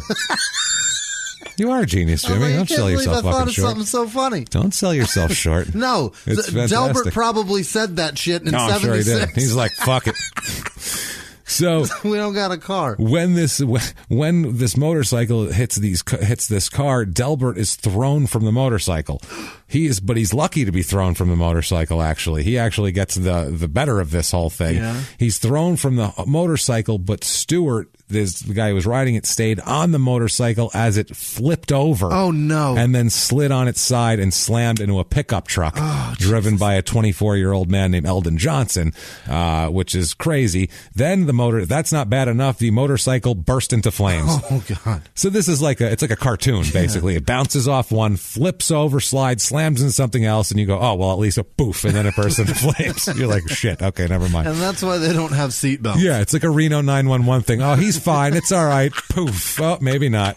Maybe he's not okay. No, shit. Yeah, well, somebody get a fire extinguisher. And a bystander pulled Stewart out of the fire. Oh, God. And he ends up, the motorcycle was burned. The pickup truck was burned by the motorcycle. They burned together. And the woman in the car had injuries even. That's how hard they hit. They make a motorcycle flip and fly off And of you. he sideswiped that car. Sideswiped so hard that it made a motorcycle fly into the air, which motorcycles are heavy. And injure someone. Stewart dies 4 hours later at John C. Lincoln Hospital, which is right there. Right there. I mean, it is 2 fucking minutes away from there. He probably could have walked there. I mean, they got him there ASAP. Yeah. I mean, there's no way he didn't, and he still died. So that's how bad he was. And Haas was treated and released. He was in good condition, and he got sent down to county because he probably didn't have any insurance. Yeah. So this is a guy who's been through some shit. Well, it's true. Yeah, they took him all the way down to 24th. Yeah, they were like, fuck that. I know it's an even farther drive, but the other hospital's literally a block away. Doesn't matter. We're taking you to the other one. Cover it. I might die. We might. We'll see. We will. All right. We will definitely It's a find shrug. out. All right. We'll see. So this Delbert at the time, George and Lisa are hanging out with him, and they like hanging out with him. And they find out Delbert lets slip to George that he recently received a large amount of money from an insurance settlement. This guy has bad fucking luck because this is another insurance settlement. What else happened to him? Jesus. Christ, in 77 he flew off a flaming motorcycle and now he's getting another one? Yeah. Jesus Christ. Maybe that's how he makes his living. He just rides on the back of motorcycles with people. He's like, if I survive, that's another 5 years I can live on it. That's all I'm saying. Just runs through grocery stores looking for That's a wet aisle. So there it is, and he starts running with his car. There's no wet sign out yet. Let's go. Goes around, finds people on motorcycles, and go, can I just hop on the back just for a minute? Hires people to hit him. Yeah, so Lisa Kester and George Kaler visit Haas. They go to his house near Cordes Lakes in November of 1994, and Lisa says that it's at this meeting in November of 1994 that George convinces Delbert Haas to go gambling with them because what does he have? Well, money. He's looking at it this way, and the thing is too, like I really think that George is looking at it this way. Look, man, I have this system. He believes in this system. Yeah. It's one thing. He's a delusional fucking moron with magical thinking. He thinks he's smart and he believes in this system and he's thinking, you have money. Yeah. We are going to benefit each other, boy. You're going to get rich off my fucking genius system and all you need to do is put up money. Who can't do that? That's easy. Fuck. It's all you have to do is fly off a motorcycle and watch it burst into flames and you get that. No problem at all. And now back to the show. And now back to the show. So somehow Haas says, shit, you got a system. I got money. Let's go do this shit. So they decide to go gambling on November 30th, 1994. Okay. It is gambling time. George, Lisa, and Delbert, they leave for Laughlin, Nevada. Oh, boy. The classiest place around. They stop in Vegas first, and they go there, and they realize that that's... Maybe Laughlin's better. They're going to catch us here. Yeah, maybe Laughlin's a little more our speed. Yeah. If you don't know anything about Vegas and Laughlin, Laughlin is like if Vegas had an elderly white trash uncle that only came on Thanksgiving. It would be Laughlin. You know, in he wears Swingers overalls when they go, to court. Yeah, well, in Swingers when they go to Vegas and they go, we need to be like in the old school. Yeah. Like that. That's way better than Laughlin. That's Vegas compared to Laughlin. Yeah, Laughlin is god awful. Yeah. It's terrible. Elvis Presley is walking through those casinos in comparison to what Laughlin. Laughlin is a shithole. It is poor Vegas, I guess you could call it. You can get a hotel room for like $17 in Laughlin. So they leave. They end up in Laughlin. They leave in George's van. Of course, he's got a van. Obviously, he's going to have a van because you got to store your knickknacks and turquoise shit in the back. That's the Cordes Junction vehicle, though. Yeah, they stay in the same hotel room in Laughlin. Oh. You know how much a hotel room in Laughlin is, and it is not much, especially in '94. Right. It's nothing. It's nothing. It's literally, if you stay in our hotel for free, we'll give you a pass to the buffet. Please gamble something. You plan on being on the slots, we'll give you a room. Anything you put in $3, that's a room. Stay all week. Stay all week, please.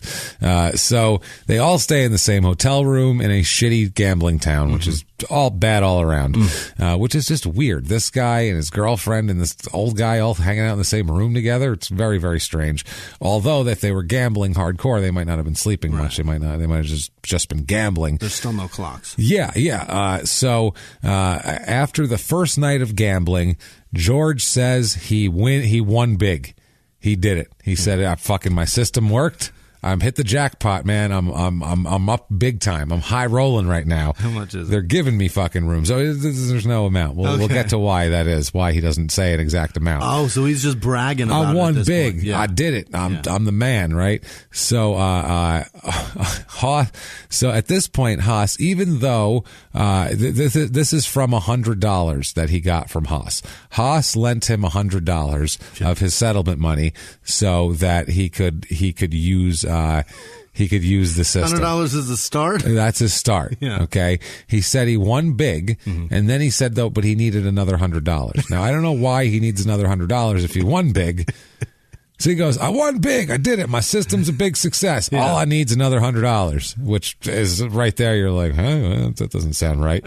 You won big, though. I don't understand what you're talking about. Right. But he gives him another $100 for some reason. Maybe just because he's insane. And he's like, I don't fucking know. Here's whatever. Or he's blinded by the money and he's like, do it again. Yeah, do it again. Come on. I'll make you the same amount. You just need to give me $100. That might have been it too. We don't know exactly. Yeah. He said this was so that George could further utilize his genius gambling system, that they're all like, oh my God, we're here with Rain Man. This is the greatest thing ever. We're going to be out of this room in no time and into the suite. What's happening? It's working. I'm kidding. Laughlin doesn't have any suites. No. What are we talking about here? So, the only suites they have is like a C's Candies place. Yeah, that's it. This is two rooms where one guy threw another guy through the wall. Right. So you could walk through the hole. So technically that's a suite now. So we just charge you. 2 rooms. We charge you double if you want this one. So it's cheaper than putting a wall up. So at this point, shockingly enough, he goes back out to gamble some more, and he loses all this money. Yeah. Okay, he loses this $100. His strange that his gambling system isn't foolproof, right. On the money, pinpoint successful. I'm really surprised by that. I expected this guy. I don't know what it was, but I expected him to have some genius system, but he doesn't. So what he does is, rather than tell Delbert that, I'm a fucking moron and I lost all that money. Remember that gambling system I had? I fucked up bad on that one. Sorry it cost you $200. Shrug of the shoulders. What George does, George Kaler tells Delbert that he won huge. I won super big. I won money. I couldn't even fit it all in my pockets, and I left the casino and I got robbed. Somebody jacked me for it. Get out of here. Somebody stole all my fucking money. They rolled me. They rolled me, man. He goes, they fucking rolled me. I had my pockets were full of money. My system was crushing. He's like, you have no fucking idea. Like, I couldn't lose. I had to lose a couple just to get off suspicion, because people were suspicious at that point. Like, pit bosses were looking at me and shit. I had to be cool.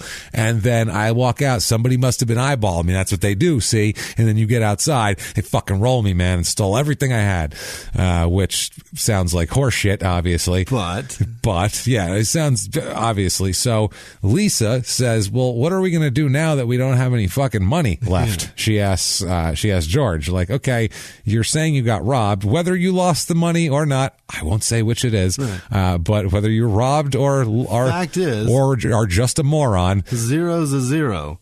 Well, what's more plausible? Okay, person goes to a casino and loses $100, which happens, I don't know, 1,000,000 times a day. Since we started this show, thousands of people have lost $100. So many thousands of people have lost $100. Yeah. That's what I'm saying. So that happens all the time. Or the other option is, he's a genius, an MIT-level genius that devised a foolproof, perfect gambling plan that tricked the casinos out of money to the point where they didn't even know they were being tricked, and he left with pockets full of money, but the complete lack of security. He was rolled in the streets by Hell's Angels for his pockets full of winnings with no one intervening. Even though he was winning a fortune in a casino, that casino didn't say, hey, keep an eye on that guy, offer him a room for the night so he'll lose that fucking money back to us. Give him a trip out back. You know, all that stuff that casinos do when you win a bunch of money. None of that stuff. So what are the odds? Which one has better odds of happening? All of those things, or that one thing of him just being a moron and losing $100 in 5 minutes?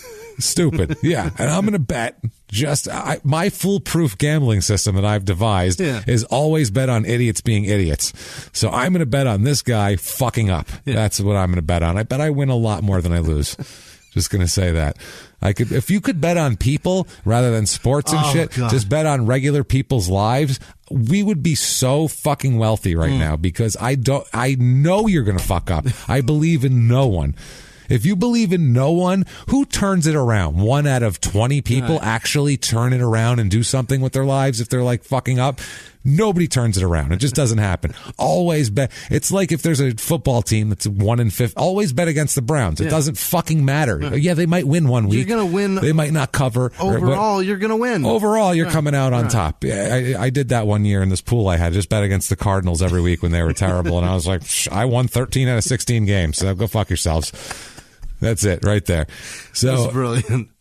The way to do it. So she asks him, what the fuck are we going to do now? We're out of money. We're in Laughlin.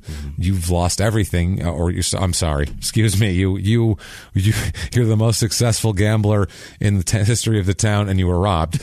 I apologize. I didn't mean to suggest that you lost the money. He said, what are we going to do? And he tells her, George says, well, we're going to rob Delbert, obviously. I mean, Jesus Christ. What the fuck else are we going to do here? So that's his plan now.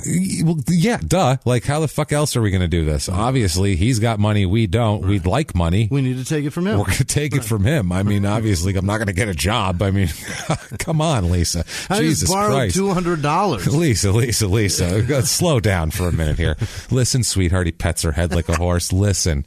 Like she's the dumb one. Right. Yeah. How stupid are you? How stupid are, obviously, we'll rob him. Now, her being of, it sounds like at least average intelligence, she says, well, how are we going to get away with robbing someone who you know? Right. Because won't he just tell on you and then he knows who you are? Like, you know, like normal fucking people think. Like, you can't just rob a guy you fucking know and have that not have any consequences. That's just stupid. So we're going to rob him. Yeah. But what's our dismount? How are we getting out of that? How are we?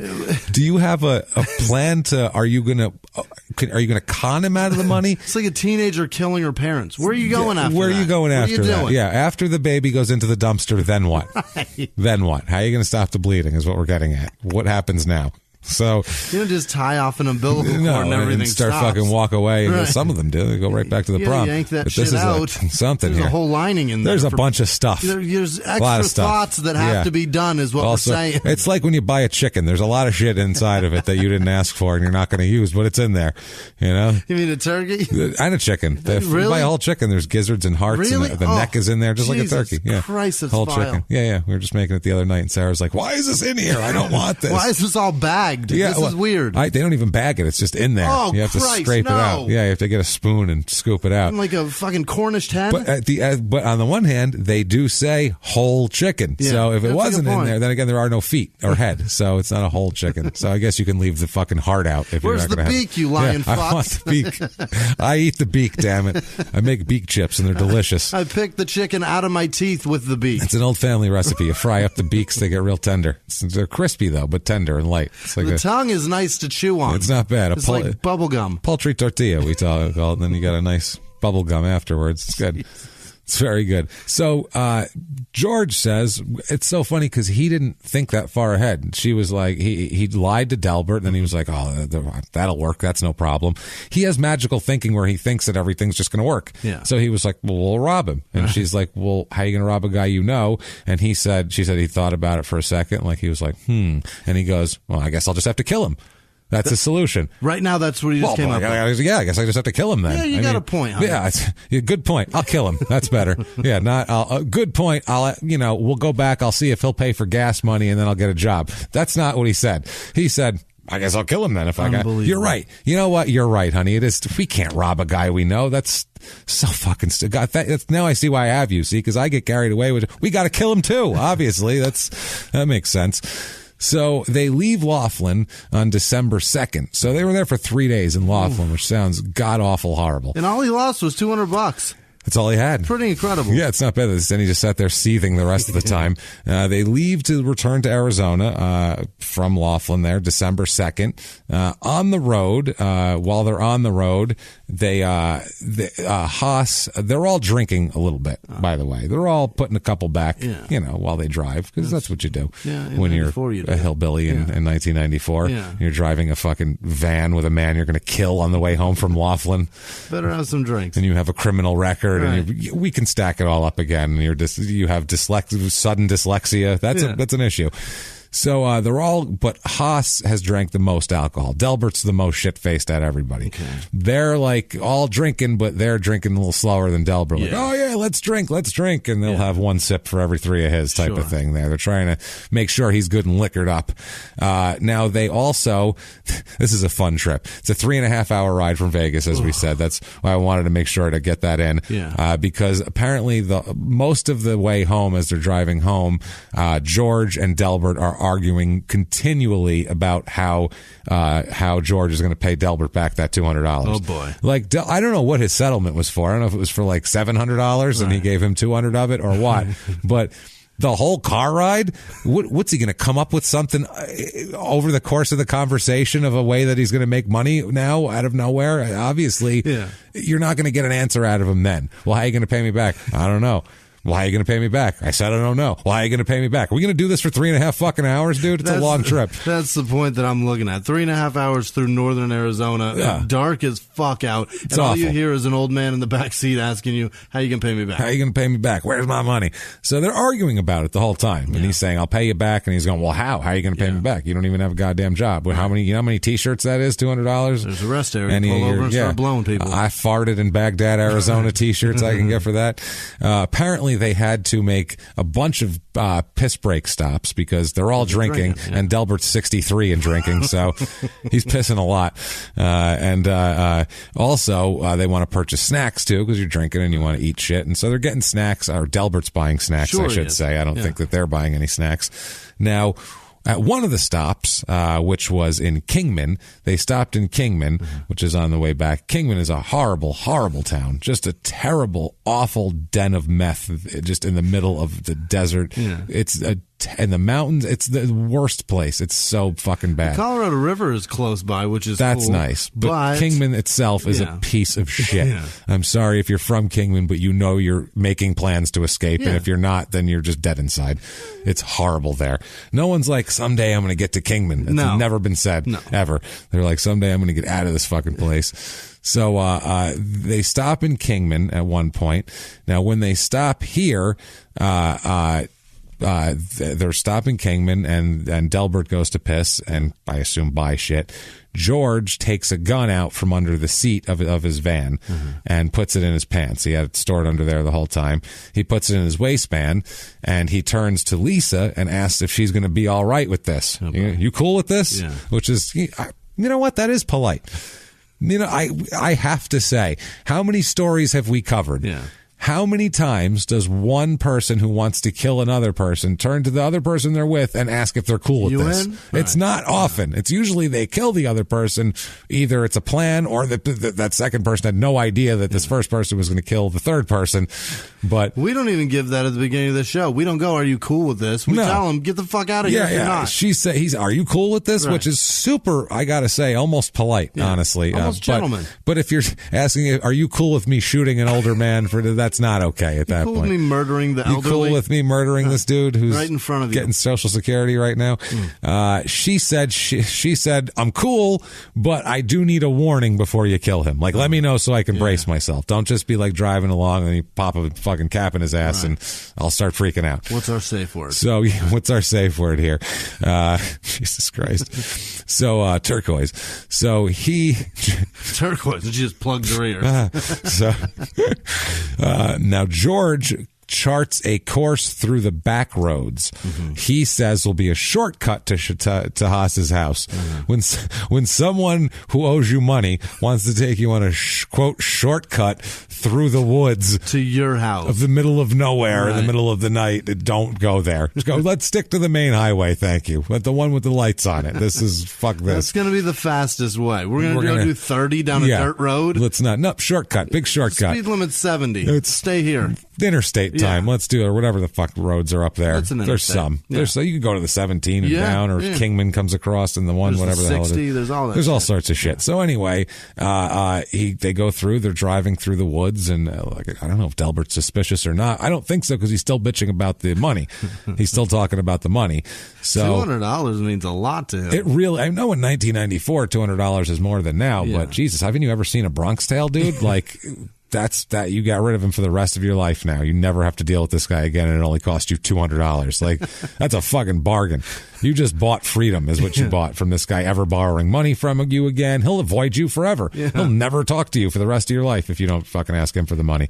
I watched Empire Records the other day. The worst fucking plot ever to a movie. Yeah, it's a pile of shit. It's $9,000. That's the solution that fixes this whole story. That's it. $9,000. $9,000 and everything's solved. Sell your fucking car. That's everything's solved. Done. $9,000 solved. No, but no story plot if that $9,000 is still there. There are 30 people there. None of those people have like a grandmother who's a little senile and has a bunch of money and won't mind cutting a check. None of these people have any access. None of them have the wherewithal to figure out how to get $9,000. 30 adults are pooled in a room, and none of them can figure out how to get $9,000. There's a 40-year-old manager of the store who wants to own the store. That man with all that promise doesn't have $9,000. Nothing. He's got nothing. Nothing doing. He has no access to anything. So also, I can't watch that movie with my kids later in life, and I loved that movie because they're not going to understand. Well, you went to a store for what? For iTunes shit? Yeah, why did you do that? They're not going to get that. So they had like vintage stuff, like it was like old records, like you bought like that's not what it was. Like they were like $400 each. No, these were new releases. See, so they and they bought them and what'd you do with them? How'd you stick them in your phone? You didn't. How do you stick a tape in your phone? It's bigger than your phone. What happened is that you would stick it in your jacket and walk the fuck out. That's what you did. That's why they don't exist anymore. That's what happened. Okay, yeah. Well, it's easier to steal digital anyway. So perfect. So they're on the road, and he says at one point, George pulls over to piss again. It's another piss stop. This is near Camp Wood Road in Yavapai County, and that's why I triangulated this in where it was is basically it's near there, but it's not quite there. Okay. Williamson is the closest town. That's why. If anybody has any closer town, sorry, but Williamson it is. So at this point, Delbert exits the van and starts to piss behind it. So he's going out to take another drunky old man piss. Drunky old man Woods piss. So Lisa also starts to climb out of the van, but George motions to her with the gun to stay in the van and pushes her back into the van. Word. Yeah, he's like, turquoise. Shit's going down. Yeah, exactly. Turquoise. Like, oh, sorry. Plugs her ears up. So the van has windows in the rear. It's an old, like a molester van, but it's got the rear windows, the ones with the shitty curtains in them. You know what I mean? Yeah. So it has that. And she watches through the back window, which this is another weird thing. If she's really, if this is fucking her up, she's not going to watch it probably. Right. Hearing it would be plenty. It's a gun. You're going to know it's when it happened. But she watches. She says that George walked up quietly from behind up to Delbert while he's taking a drunken piss, and put the gun right to his head at point blank range and shot him behind the ear while he was pissing. She said one shot. Delbert fell down in his own piss, which is not the way you want to go out. Poor guy. Poor fucking guy. Yeah, that sucks. Jesus. That's not the way you want to go out. Over $200. It's really nice. I don't know Delbert's past, but judging by his age, he might have been a Korean War veteran, this type of thing, or whatever. Just a guy who's lived a life. Yeah. Now he's gonna fucking be shot in a puddle of his own piss, which is not cool. At least he got him drunk first. That's nice. But anyway, that is not nice. So at this point, he shot him in the head, and then he takes Delbert's body and drags him off to the side of the road, and to some bushes, and kind of shoves him into some bushes, basically, just like whoop. And it's dark out, so it's like all gone now. You know, in the daytime it's a little different, but at night, I don't see it anymore. Also, when you drag a lifeless, that is the heaviest shit on earth. That's going to be a heavy when they're not drag. helping at all. No, that's going to be it's fucking horrible. It would probably be easier if someone was fighting back. At least they're not dead weight. It'd probably be easier. You can maybe use their momentum to shove them in a different direction. I don't know. I'm trying to think of, like, you know, wrestling around when you're kids with like your little brother or something, and it's pull them that way. So he drags him off to the side, throws him in the bushes, which in the dark, he might as well have thrown him down a bottomless pit in the dark, throwing him by the bushes. So he throws him there. He comes back to the car, so Lisa watches this through the window, and then she watches as George comes back to the car carrying Delbert's wallet, watch, and jewelry. Like he's got all his... the body. Stripped him down, got all of his shit, and they get back in the van, and like nothing happened. All right, there we go. Like they got their drive-through order all set, and they got the fries, onion rings too. All right, let's take off. We're going. They drive away in his van. They drive for about 5 minutes, and out of nowhere, George says, "Shit, I forgot to get his keys. Fucking forgot his keys. Damn it." Turns it around. No. Slams on the brakes, U-turns the van. This is, by the way, not advisable murder behavior. No. If you're looking not to get caught anyway. So he cranks a U-turn on this van, goes back around, has to find the damn keys, and returns to the murder scene, which you want to be seen more than once there. Both of them look for the body, which they have a hard time finding because it's on the side of a dark dirt road. They're like, did we pull over here or 10 feet up there? Which bushes do we throw them? And it's all dark. Piss spot. Yeah, where's the piss spot? And then where's the drag? Probably found him by drag marks, I would think. That would be the easiest way, I would think. Way. Yeah. So they end up looking for the body. Lisa ends up spotting it, spotting Delbert's body, or him, and then returns to the van to tell him, like, "Oh, I found the fucking body. Holy shit. Yeah, he's right over here." So George comes over. He comes back to the van and asks for the gun. When George goes over, looks at him to go get the keys, and Lisa goes back to the van, and then George comes back and says, "Grab me that gun from out under the seat again." And she said, "Why?" And she goes, "I don't think he's dead." Oh, boy. By the way, I don't think he's fucking dead. He survived a motorcycle accident. He may be so he said he's not dead back there. Oh, boy. So then he goes back there with the gun with Delbert, and Delbert pops up out of nowhere like fucking Tupac and said, "Who shot me? But your punk didn't finish. About to feel the wrath of a man." No, he didn't do that at all. He didn't do that at all. That would have been amazing though if Delbert popped up and was like, "Bah." He's throwing Tupac lyrics at him. So no, he pops up and no, he doesn't. He is shot again. Sorry, Delbert. But Delbert is shot again in the head by George, and then he feels, first of all, too, after the first one, you think maybe put a couple more in there just to make sure. You're killing him anyway. If you're driving away right now, just fucking finish it. You might as well. So that's the best. That might be the best way to die, though. In the middle of a drunk piss, in the middle of the woods. That feels if that so first shot good. got you, if though. that does it. Yeah, that's if great. Someone put a 357 behind your head and fucking so humane barn doored your forehead, that would be a decent way to go. I'll take it. That's not bad, actually, as far as being murdered goes. If you have to be murdered, I guess that's something. That's fucking grade A, easiest way out. Yeah. So Lisa says she heard the second shot after he went to go shoot him. Then they get back in the van and they drive. Where do they drive? To their home? No, to Delbert's home. They went to his house. Yeah, that's why they got his keys. Yeah. George enters the home. They just start, like it's a flea market in there. They just start going to town. They steal several guns, a camera, but anything of his property that has any value whatsoever, they steal. They also unsuccessfully attempted to find his bank PIN number in order to get at his bank accounts, but they couldn't figure out his PIN number or find anything. Like they looked through all his paperwork, notebooks, if he had it written down anywhere. No. Couldn't find it. So they have no way of knowing that, that must have felt like, oh, damn it. You got his license. Look at his birthday. It's all sitting right there. Try 1, 2, 3, 4, and then try his birthday. Try 0000. hero. Hey, it's worth a shot.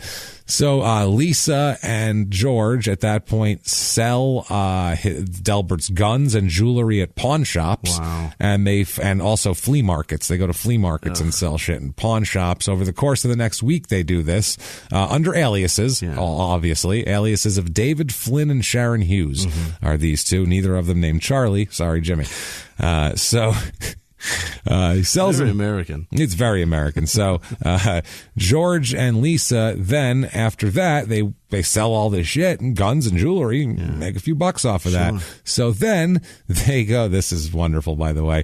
They say, hey, you know what we should do now? We should go to Vegas. Oh, no. Let's go to fucking Vegas, man. With their pilfered money. We'll go to Vegas. We have all this money now. Oh, Jesus. Now I can, see, with $200, it's not enough of a sample size for my gambling system. Right. So what we'll do is we'll take all of this money that we've just, acquired by murdering a man and stealing all of his worldly possessions and selling them at a cheap price. We're going to do that, and we're going to take that and piss that away on my stupid gambling system. Boy.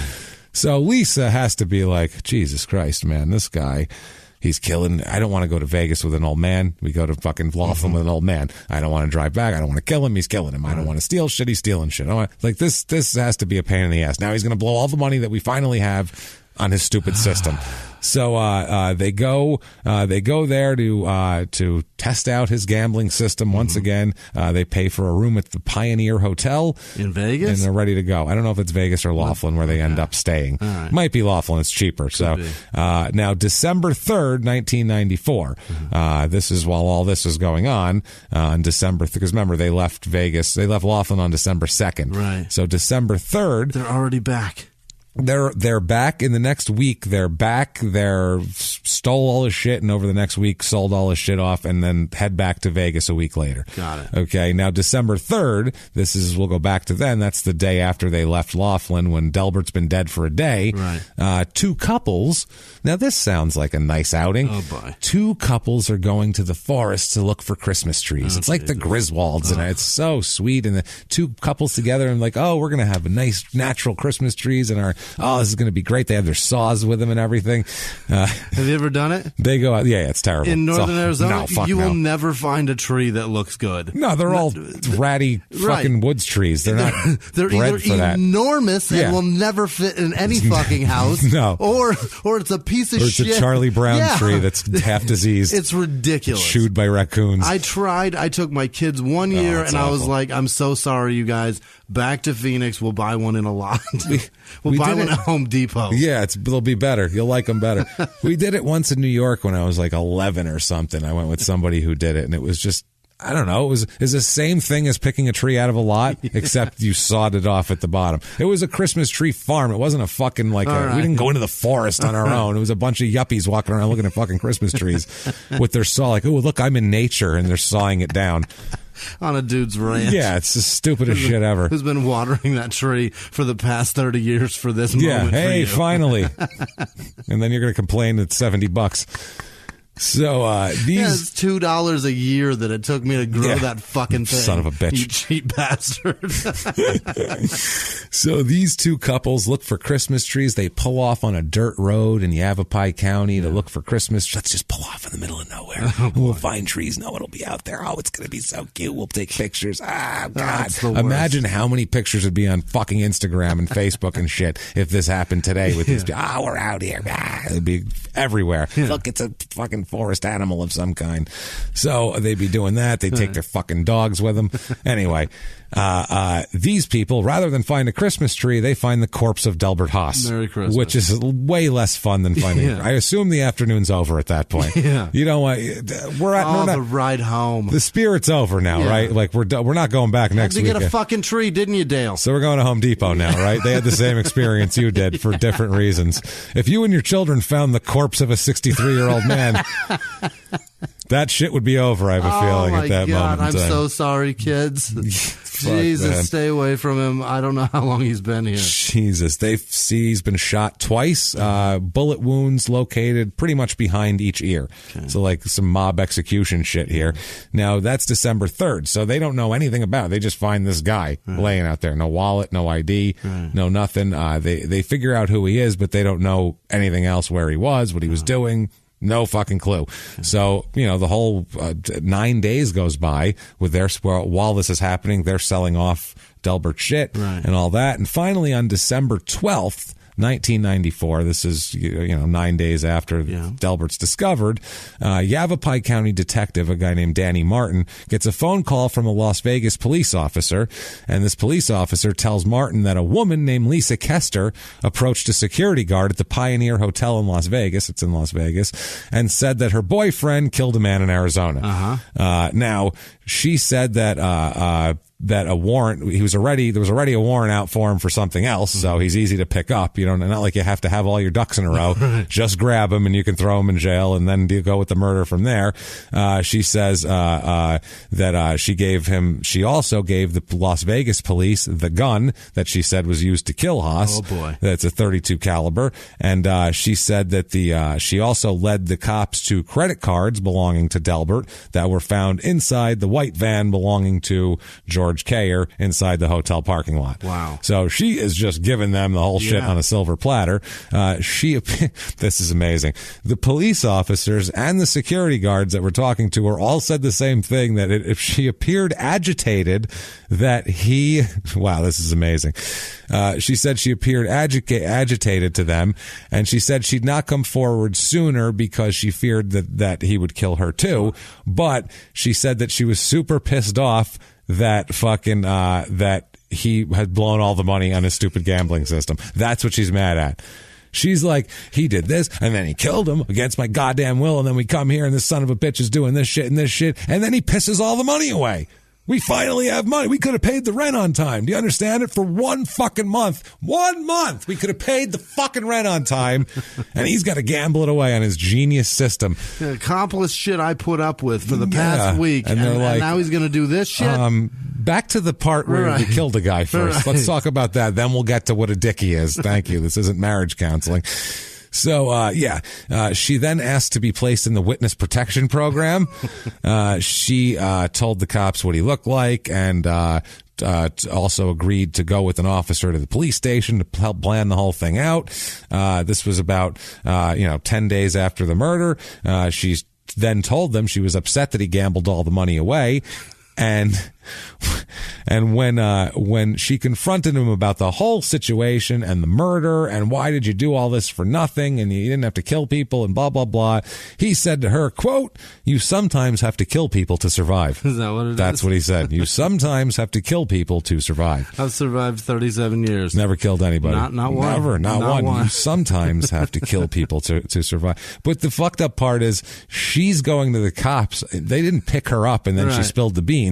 She's like a drug dealer that got robbed by Omar and is now going to the fucking cops to complain about it. Like indignant as shit too. Like, he stole my shit. No, I want a full report on all the heroin capsules. He stole so much heroin, and the cocaine, I don't even want to get into it. My losses are just ridiculous. Like, that's what she's doing now. You can't do that. It's all in the game, sweetheart. You can't. If you're going to be a murder accomplice, the guy might not be the best gambler. Like, sorry. He's probably not good at much, It really doesn't seem like he is, and we'll talk about it later. That's why you resort to murder. We'll talk about some things he thinks he's good at later. Okay. But so they end up spotting him, George, leaving the hotel. They arrest him. They take him to the police station for questioning. Lisa had already been arrested for carrying a concealed weapon. She gave them the .32 caliber, and they arrested her for carrying a concealed weapon. She said, "Here's the murder weapon that he used," and they said, "Oh, well, you're under arrest because you had that in your pocket." You just pulled that out of your fucking waistband. So that's kind of funny. Yeah. Now, what was she supposed to do? Walk up to the security desk, waving it around in the air? I got a 30. I mean, Jesus Christ. So detectives from Yavapai County flew to Las Vegas on December 13th. They found some shitty small airport in the middle of nowhere up there on December 13th to interrogate George and Lisa. Lisa gave a complete account of the events leading up to Haas's death. Everything we just said pretty much is what she told them. George, on the other hand, spoke briefly with detectives, and as soon as they started asking about murder shit, he invoked his Miranda right and said, "I want a goddamn attorney." Really? So, which is smart on his part. That's good. So he does that. She gets arraigned finally, and she is held on a $167,000 bond for Lisa. Now, December 29th, 1994, a Yavapai County grand jury indicts both Lisa and George, both of them with premeditated first-degree murder, felony first-degree murder, armed robbery, residential burglary, theft, trafficking in stolen property, and conspiracy. That's a lot. She's like, no, you guys don't get it. He spent all the money. So it's his fault. It's clearly now. Not me. So now I'm not involved anymore. Right. I got mad at him and told on him, so now I'm cool, right? You guys don't have this case That's how without it works me. now, yeah. So, I'm cool. It's fine. It's all good. I'm just going to go home. So I'll be seeing you guys now. 106, don't worry about it. So February of 1995, the state attorney files a notice that he will be seeking the death penalty against both of them. Oh, Jesus. Both of them seeking the death penalty. Now, it's going to be, I don't see a jury in the war, or a judge in Arizona. It's not the jury, it's the judge. Right. I don't see a judge on earth giving her the death penalty. You don't? No. Not even in Arizona? Not a woman. If it was a man, yes. Yeah. That's one thing that women get a leg up on in society. If you're getting any advantages, here's one of them. Yeah. It's that you're less likely to be sent to death. You just are. Enjoy 70 cents on the dollar. That's the trade-off. Right. But that's what it is. It's you are much less like, you have to do some seriously horrific shit to show you're a depraved fucking animal before they'll put a woman to death row. The only ones here, I think, are one murdered her husband in a terrible way. Well, that one's not even death. Okay. She got life. But it's tough here. Yeah, I think there's two on death row in Arizona. One of them murdered her fucking kid. That's what I mean. Horrible. That's what I'm saying. It's shit like that. Yeah. Those are the people. Those are the women, or your Eileen Wuornos, or your Carla Faye. Right. Like all that shit. It's not usually someone who was standing by while her boyfriend killed somebody else. That's the other one murdered her husband, who was in a fucking wheelchair. That's that's some aggravating. Aggravating both legally and literally circumstance. Yeah, that'll make a judge go, "You son of a bitch, you bitch." But you look at a woman who's 28 and her boyfriend's a 40-year-old scumbag and he shot somebody, and you're like, she wouldn't have done this on her own. She wouldn't have thought to do this. She shouldn't have gone along with it, but she also wouldn't have thought to do it. But it gives you, if you're the state, goddamn the leverage it gives you with her. Yeah. You don't want to testify. Okay, well, we're going to put you up for the death penalty then, even though you sat in the van. And you realize we're in fucking Arizona. That makes people talk usually, and it made her talk. September 1995, she enters a plea agreement with the state.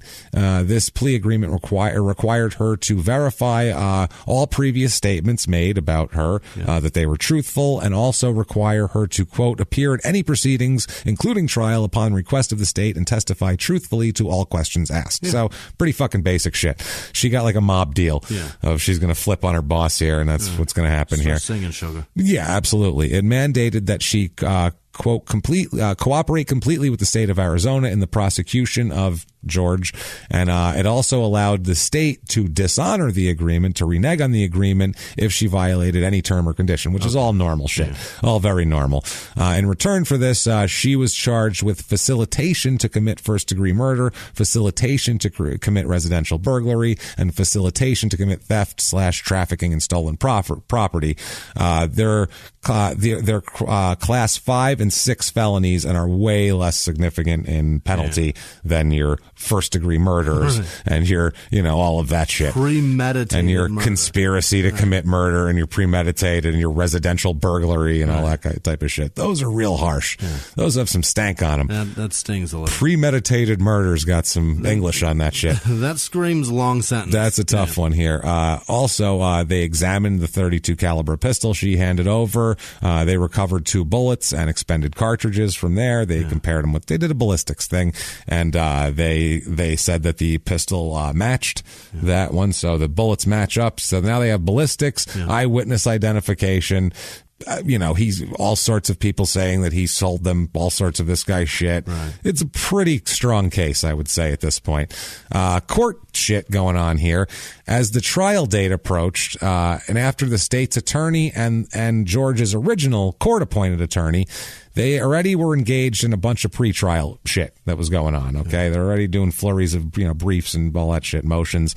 And at that point, George decided he didn't like the attorney anymore and just refused to cooperate with him anymore. He just said, I'm not talking to you anymore.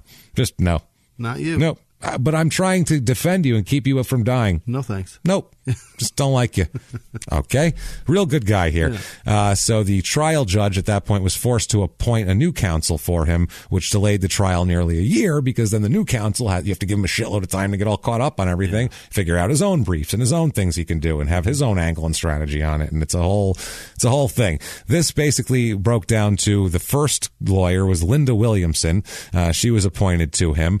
She had 5 years of significant experience in criminal law. Did you say Williamson? Williamson, yeah. That's exactly. amazing. Yeah, exactly. Linda Williamson, perfect. She's like, yeah, I know, it's me. Yeah, that's fine. She also had never tried a capital murder case, though, so that's tough. So Williamson asked a guy named James Bond, who was in... What? James Bond, yes. James. The fuck is going on here? Of course, if you're going to have to hire an attorney, you hire James Bond. I feel like that's the best thing we can do here. So they hired James Bond, who is literally an experienced criminal attorney, to serve as the second chair. He would be focusing on mitigation and sentencing because they know this fucking guy's going to get convicted. Right. There's no way out of it. They said that Bond's actual involvement in the case was minimal because obviously he's a very busy man. He was just there for the pussy. He's there for the pussy. He banged Linda Williamson and Lisa Kester, and then he went back somewhere else and did some other shit. He was shaking and stirring martini. Yeah. So Williamson, the original lawyer, filed a bunch of pretrial motions, including one that requested a Rule 11 pre-screening psychiatric evaluation. And the court appointed Dr. Daniel Barack Wasserman. Okay. It sounds like Mad Libs. At this point, the names, so these are directly out of Arizona fucking court records. This is not like some silly Onion article. This is real. The attorney James Bond wanted Daniel Wasserman. What are you seeing? Not a guy whose middle name is Barack, right? Not at all. How funny is that? Especially not now. Barack and a Wasserman. Where's Schultz? Now there's little kids that are Barack Wasserman because people but not in 1995. No. Who the fuck named their kid Daniel Barack Wasserman in 1990? Fucking wow. Okay, so sorry. Jewish guy with a black guy That's first name. That's the weirdest thing I've ever heard in my life. So, but he went by Barry. You know he did. Well, Daniel. He went Danny. Dr. Danny. Right. So the court appointed him. He found that George did not suffer from any mental illness or defect, and he found him competent to stand trial. So they said he does not appear to suffer from any any mental illness or defect. Mm-hmm. He found that Kayer understood the nature of the proceedings against him and was able to assist in the defense. He did diagnose him with dysthymic disorder. I don't know what that is. And a rule out diagnosis. Like he said, he's not a paranoid personality disorder. No. None of the shit that makes you not criminally responsible. He doesn't hear voice, doesn't disassociate. He doesn't do any of that shit. And all of that stuff here. Now, George contends that Linda Williamson didn't do her job right. He said she, quote, utterly failed to provide the evaluating doctor with any information relevant to her client's competency or his social, psychological, or medical history. They said that the counter to that, the lawyer's counter, was, quote, George Kayer provides no support for his contention at the time at the pretrial proceedings in his case. Said he's full of shit. We tried to help this fucking guy. He doesn't fucking cooperate. And then he says he doesn't want to deal with me anymore. What the hell do you want from me? This Williamson investigated leads, interviewed witnesses, did all the shit to defend a murderer in a murder trial, and concluded that the case would be fucking impossible to win, and her best option would be delay. Right. And we'll tell you why in a second. She hoped that Lisa Kester, because she's pregnant with his child and all this, change her mind. She thought that, she said either that or she figured that she would probably start using drugs again. If she got out on bond, would start using drugs again, take off, and not be available to testify. She's like, if we give Lisa time, she'll fuck up and go off on the win. Literally, that's what it was. Like, she was betting like you were. She was. She was literally betting on a human being to destroy her life and ruin that of her newborn child as well. Amazing. That's what she was betting on. She's like, if we wait a while, she'll go off on the fucking lamb on drugs. You know that shit's going to happen. So this is what a sad group we're dealing with here. That's their Hail Mary. That's their Hail Mary. And then, hey, at that point, all bets are off. Hey, she said that, but she was the one with the gun. Yeah. I mean, there's nobody's word but his to say that, or hers to say it, and she's not there. So June 1996, he seeks to remove Williamson and replace her with James Bond as lead counsel, because who fucking wouldn't? Fuck yes. You want James Bond. You don't. This is fucking incredible. Any chance that you get to be defended by James Bond, you take it. I don't care if he's the worst. I don't care if he's got. It's still pretty cool. You get those midday. It's my lawyer, James Bond. Lawyers. I don't care. Cool. No. James Bond. That's cool shit. That's my guy. That's fucking amazing. The court allowed her to withdraw and directed Bond to remain as second chair because he said, I'm too busy to do this shit. I'm not going to be the main guy. And they appointed another guy as lead counsel. By the time this guy, David Stoller, had been appointed, he'd been practicing criminal law for 30 years as both a prosecutor and a defense attorney, had taken 50 felony cases to jury trial, including more than one capital case. This is the guy you want defending you in a murder trial you're going to lose. He knows how to make it whatever. In August, the trial allowed James Bond to withdraw. He's like, I have way too much pussy to go get. Sorry. And they gave him another goddamn lawyer. This guy had like 2 years. He had less than 2 years experience as a lawyer that they gave him. Yeah. So now he's got an old man and a young guy. He's got a real like buddy cop movie situation going on here. So January of 1997, the defense filed numbers of motions to get applications for funds to investigate shit, because you have to apply to be able to investigate your side if you're a public, you've got a public defender. Mm-hmm. So also they ended up giving them money for that, but the judge deferred ruling on funds related to mitigation. He's already trying to get mitigating circumstances, and he hasn't even been found guilty yet. Yeah. So they're like, why don't you be convicted first, and then we'll see if we'll give you money to figure out how big of a piece of shit you are. Somebody's really telling him this shit's over. Yeah, that's right the thing. Away. Well, what they end up doing because of what they dropped Lisa's charges to, they also have to drop his conspiracy charge. Really? Because if they dropped her conspiracy charge, and who is he conspiring with? You know what I mean? So if he's conspiring with your witness and she's not charged with conspiracy too, that seems wrong. So it doesn't matter too, because you have all sorts of murder. So they end up doing that. Now, one juror was excused as a result of the death disqualification questioning. Okay.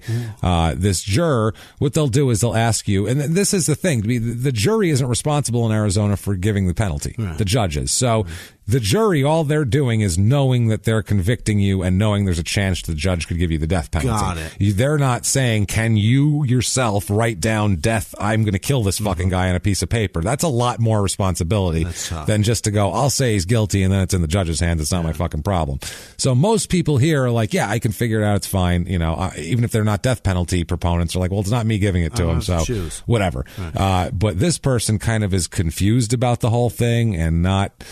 I just wanted to have this in here because it's kind of weird, because we've had questions about this before, about jurors and whether they believe in the death penalty or not. People send me very intricate, detailed questions sometimes, and this was one. Yeah, don't send those to Jimmy, because he's going to go, what the fuck are you talking about? So thankful I get dog pictures. I have no idea what you're saying. Oh, it's so much more entertaining. The judge says to this juror, so we're talking about whether or not you had any personally held beliefs, philosophical opinions, or religious convictions that would get in the way of or make it difficult or impossible for you to be fair and impartial as a juror, knowing that the death penalty was a possibility. Okay. And the juror said, quote, yes, that would be, I would have reservations about an action in which the death penalty might be imposed or could be imposed. And the judge said, and it would get in your way then being a fair and impartial juror as the process continued. He's trying to get a yes or no. Yeah. Let's move this shit along. So this juror says, it might. And then he goes, again, depending on what how much of a factor became evidence and testimony and what you have, then I don't know. So he's really waffling. And the judge says, okay, like slowly. And then the juror says, but it would not be a hands down opposition to the death penalty as such, he says. But I could do it. So the judge says, I understand what you're saying. And of course, at this point, we're looking for whether or not you can work in this trial as a fair and impartial juror to both the defendant and the state. Juror says, I understand. Judge says, okay, let me try it this way, which means you're an idiot. Right. Hey, idiot. Let me see if you understand English if I say it like this. To what you know right now, knowing your personal personal opinions and beliefs and what you know the job of the juror to be, because this is a possibility of a death penalty case. At this point, would you like me to excuse you from jury duty in this case? You cannot get any more clear than that. Are you trying to get out of this shit? Are you? What do you want from me? And the juror then says, I think that would probably be fair to the state and to the defense, both really, since that reservation is honestly held. And the judge said, okay. And then the juror says, I'm going to accept what you tell me. I'm going to thank you for spending now a day and a half with us and putting up with us in all of our questioning. And I'm going to excuse you from the juror with our sincere appreciation. Have a good one, you confusing, time-wasting asshole. So we'll put you back in the hopper to get you back in here Jesus, for 4 more years. In a less complicated case. We'll get somebody stole some shit from a store or something. We'll get you in here for that. Or traffic trial. So at trial, the defendant's entire case here, George's whole case, is centered on the fact that he says Lisa killed Delbert, not him. Okay. Lisa went out while he was pissing and put 2 behind his ear, which seems really as likely as him winning all that money and then being robbed as soon as he leaves the casino. The problem with that is that she has no reason. You know what I mean? There is no reason. There's nobody that has a reason other than him. Especially with his history of scumbaggery. It's fucking ridiculous. Yeah. And then he's also saying now she's trying to frame me for murder. This girl's out of control. She's killing people, robbing them, then trying to frame innocent people. She's a fucking menace. Get her off the streets. Is there, do you think, a possibility that somebody was framed for murder like, not just like, what happens? Not to get away with it themselves or to get just out of revenge? Just as a fucking joke. As a joke? I don't know about as a humorous joke, but I guarantee you Scientologists have framed somebody sitting in jail for murder right now. You're probably right. I guarantee you they and they're have. just sitting back laughing. Yeah, so if I'm ever arrested for murder, it's the Scientologists that are pissed off for me saying this. So keep an eye out for that. I didn't fucking do it. It was Tom I promise. Cruise. It was Tom Cruise. It was Kirstie Alley. And that other fucking miscavige weirdo. Anyway, moving on. Sorry, Scientologists. I'm just I think that has for sure happened. That somebody did it as a joke and think it's fucking hilarious that somebody's in there. I'm sure they have. It can't not have happened at that point. So, just with the system that we have, it had. It had to have happened. Yeah, just all you need to do is drum up 2 witnesses, and you don't even have to have any evidence. You can convict somebody. So Lisa testifies, obviously, to what we told you before, she said, and George testifies, too, on his own behalf. Oh, boy. He is indignant, boy. He is. You're kidding me? You got to be kidding. It was all her. I don't know what the hell she's talking about. This is bullshit. Did I ever show you my article for the NRA? I could have been a genius, Stephen King. Shockingly, after all that evidence and his only defense being she did it, the jury convicts him of all fucking charges. Boy. All charges, guilty of first-degree murder under both premeditated and felony murder theories. So he is fucked with a capital F is basically what that means. Lisa testified that he also, she said he took his house keys after the murder, entered the home, stole everything. The whole fucking thing she laid out in detail. Also, they had pawn shop receipts, witness testimony establishing that, the whole thing of every step. They basically made a timeline and a map of then he went here and sold this gun, and then he went here and sold that necklace, and then he went here and did that. It's ridiculous. Overwhelming evidence plus an eyewitness, kind of difficult. It's a problem. They also presented forensic evidence with the ballistics and all that shit. Guilty of all charges. Now, after that, he says, after he's found guilty, he says that he wants to expedite the sentencing process. He wants to get this shit over with. Now kill me. Get it over with. Do whatever you got to do, but do it fucking fast, all right? I got places to go, people Speedy to fucking trial. see. I'm writing a novel. So the judge schedules conferences for pretty close, about 7 weeks after the trial ended, which is pretty fast. He agrees to continue, George does, the initial sentencing conference because they continue it until June 6th. They delay it for like a month. And he's pissed off, but he's like, all right, fine. Yeah. He agrees reluctantly to allow a court-appointed mitigation specialist, Mary Duran, to begin working with him. This is a person that can keep him from being killed in the state by the death penalty. They had an aggravation mitigation hearing scheduled for June 24th of 97 with with sentencing July 8th. And this woman, the specialist, wanted to interview him, his family members, and others in order to discover genetic, physical, and or psychological impairments that might explain George's behavior, thus provide mitigating evidence that might affect whether the death penalty or life sentence should be imposed. All fair shit that you should probably be doing in this thing. And after she explained that to him in a very rational, calm way that made a lot of sense and anybody would want to do, he refused to cooperate completely, told her to go fuck herself, and said, I'm not talking to you, bitch, and then walked away. I thought you wanted this expedited, man. No, I do, just not with you, because I'm an uncooperative asshole. Okay. So they had the sentencing conference. His lawyer, George's lawyer, said that the Durand woman wanted at least 90 more days to evaluate him since he won't talk to her. Right. So it's going to take a while. He says, fuck that. I want to proceed immediately. I don't want to work with this fucking lady, and I'm not talking to her, and let's keep going. So the judge says that he's competent, and if he wishes to proceed and doesn't want to do that, he's been judged as competent to go through, so it's up to him. It's his fucking funeral, quite literally. Yeah. So they said, fine, let's go. So they move it all along. They ask him again, are you sure you don't want more time to look into this? And he said, fuck no. Let's do this shit. No matter how long sentencing was delayed, he will not cooperate with her. 10 years I won't cooperate with this fucking lady. So they go on with it. July 15th, 97 in sentencing. He has competency claimed on, this is funny, some of the shit he says. First of all, his mitigating factors we'll get into in a second, but one of them is hilarious. One of them is that he's too smart. First of all, he uses intelligence as a mitigating factor, but the wrong way. Okay. You use intelligence as a mitigating factor when you're too stupid to know that what you're doing is wrong, right, or too stupid to assist with your defense, right, or too stupid to do anything. This guy says he's so smart. That's a mitigating factor because he could do a lot in society with a brain like his. That's a mitigating factor. You telling me he dyslexicked it? Yeah, a little backwards. Don't kill me because I have a lot to contribute to society, like my long criminal record punctuated with a vicious murder. Everybody needs me out there. Unbelievable. Then at one of his preliminary hearings for sentencing, he says that he had a heart attack. He has a chance to speak at one point. George says he had a heart attack 2 months before Haas's murder. Mm-hmm. And he says, oh boy, buckle the fuck up. Because I normally don't give people's whole, soliloquy of their bullshit, the murderers. But when it's crazy, I can't not tell you exactly what he said. In a court of law, mind you.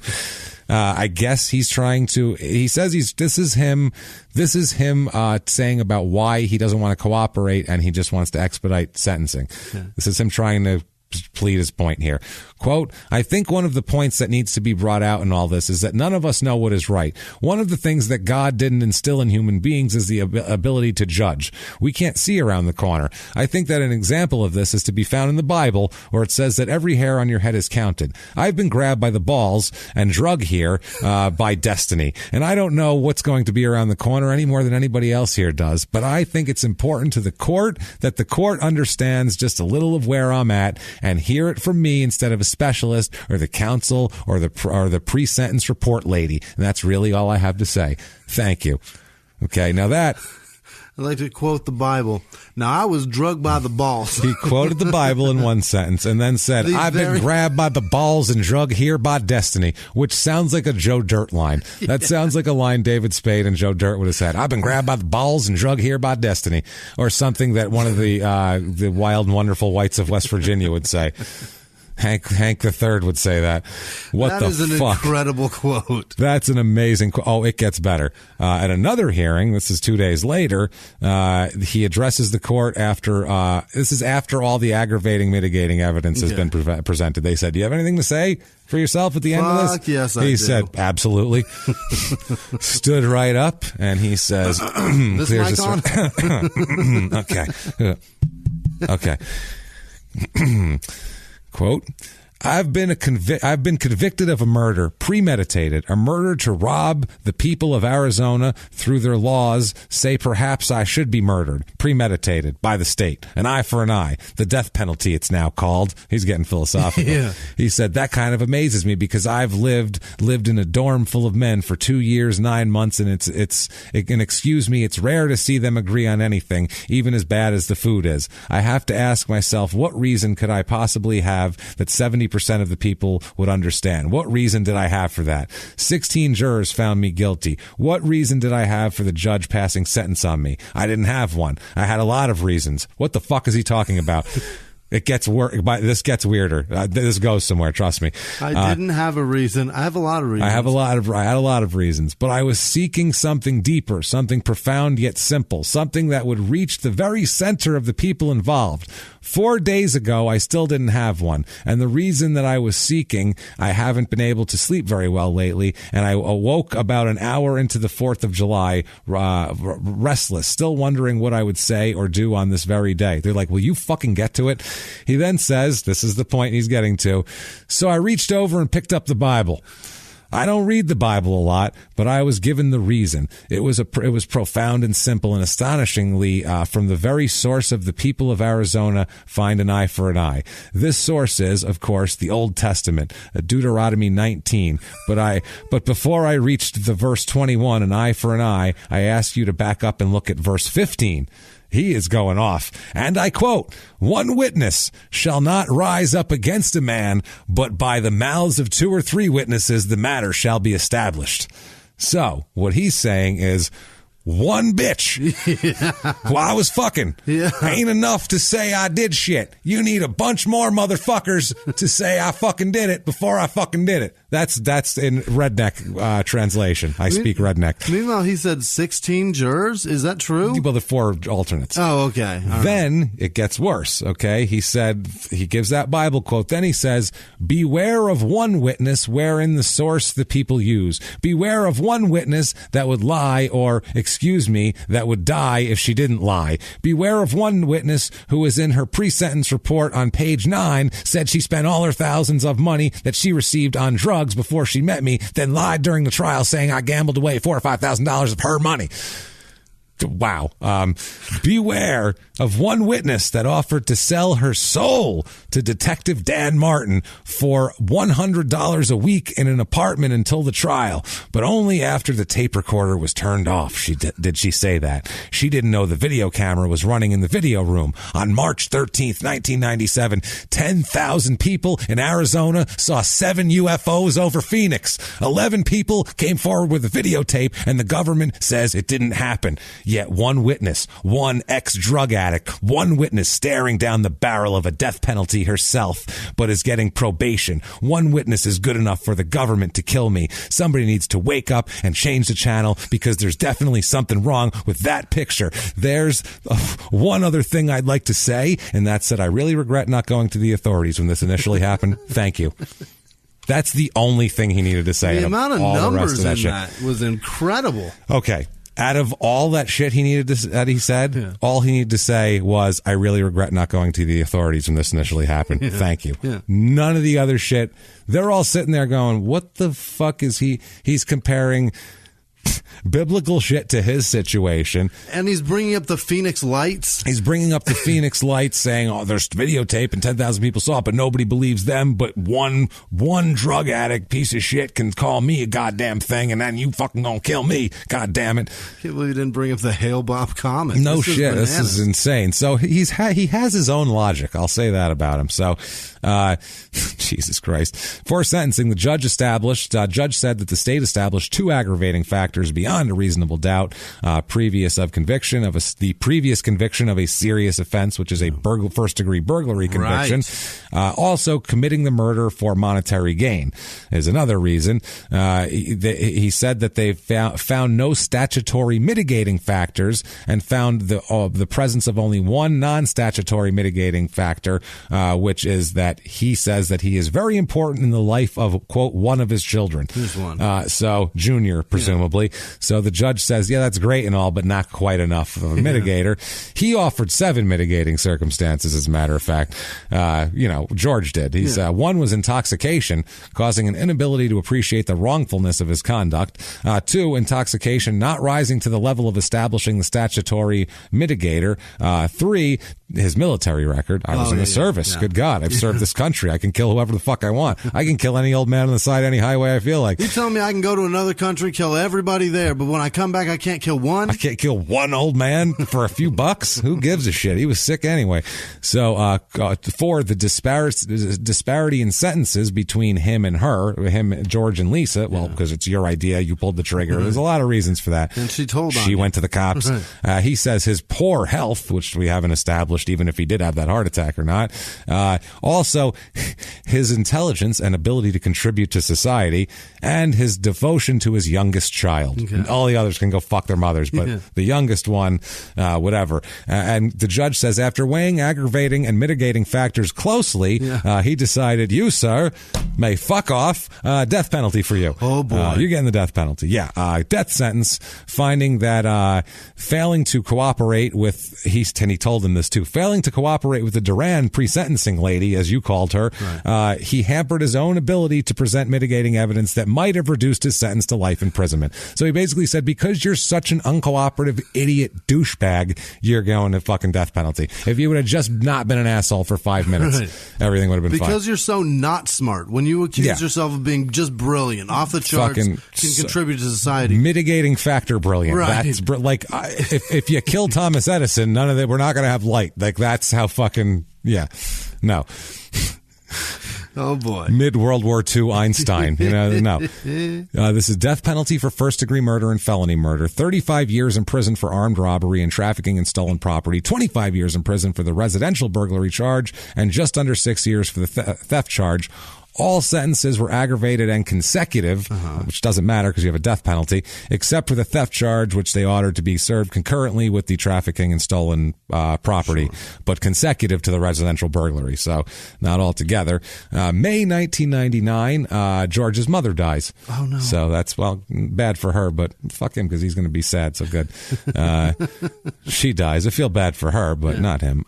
2000, he is denied an appeal. The U.S. Supreme Court denies his appeal without comment. They got nothing to say about it. Fuck it. We'll talk about the habeas one in a minute real quick, but that's the one that's interesting. But he had a few appeals here, and he tried to go up to the Supreme Court, and they heard it and literally just said no with no comment. How frustrating does that have to be? Turn their chairs back around. All the way to the Supreme Court, and they go, no. You go, but why? And they go, no. No comment. And they just, be gone, shoo you off. In 2005, some of this shit starts where he wants habeas relief. He's talking about that juror now, saying that juror should not have been excused. That was somebody that, should have been on the jury. All sorts of shit going on with that. They delay 2007. A judge delays his execution. Gives him a stay because of the habeas appeal that he's got going on. In 2007, he says that a few things. He says the main thing is his attorneys were incompetent. He says that the attorney failed to conduct an immediate and thorough investigation and failed to seek funds for expert witnesses. He claims that if they would have right away gone to the casino video, he literally says you could have gotten casino surveillance footage from there and might have been able to obtain evidence showing that George and Lisa didn't, as she testified, visit Bucky's Casino after the murder, which is in Prescott. Yeah, it is. Bucky's Casino. I've been there before, actually. It's a piece of shit in the mountains. She said that would show that she's a liar because a lot of his other shit is saying that. Did you do comedy there? No. Okay. Fuck no. All right. God damn it, no. I'm not driving up there to do god-awful comedy show. Fuck there. no. I stopped there, I forget we were on the way back from somewhere. Want to stop there? Not really. There was that mountain scumbag from Prescott that tried to book comedy shows. Oh, yeah. Turd nugget. Yeah, that little douchebag. Yeah. Told him to fuck himself. Yeah. So he was a bit of a dick to me and told me that shit. Prescott cunt. So he's saying that this video would have shown that she was a liar, completely exonerating him. Yeah. Because she might have mistaken one casino in the middle of nowhere for a different casino in the middle of nowhere. They obviously, the state obviously says it's speculative to posit that this video would change the entire course of everything else that we've presented, and the court agrees with that. Also says the medical examiner says that this is so weird that the trial counsel didn't use their own medical examiner for autopsies enough, because the fact that she testified, this is so silly. According to Lisa, that George was standing, quote, right behind Delbert when he was shot, when George fired the first shot. And George argues that an independent pathologist would have informed them that the bullet came from a significantly left angle, entering almost horizontally rather than from directly behind. That would have shown what a liar she is, because in the dark, she misjudged the angle of a gunshot in the dark. Out the back of a van while you're petrified. So, he would, no, I was a foot over this way, so she's a fucking liar, obviously. Did I mention what a drug addict she is? They talk about her in the Bible. I can read this to you. Holy fuck. Also, ballistics experts saying that they didn't have their own ballistics experts look at it, and they should have, and it's a fucking, it's two grooves and a right. It is what it is, man. Yeah. That's one of those things. Medical examiner, for certain things, they see different things, but ballistics are pretty much ballistics. It's not cut and dry. There is some art shit to it, but not as much as like anything else. It's pretty. I mean, yeah, it's very, very established that ballistics evidence is pretty. It's pretty solid, almost as solid as DNA. Yeah, it's very, very good evidence. And the examiner said that the original examiner said one cartridge case and one bullet definitely were fired from the pistol, and he couldn't identify or eliminate the other one because of damage. Okay. So but the other one, pretty honest. Yeah, one of them was, so whatever. But then there was another one who did a re-examination of the reanalysis, and he said that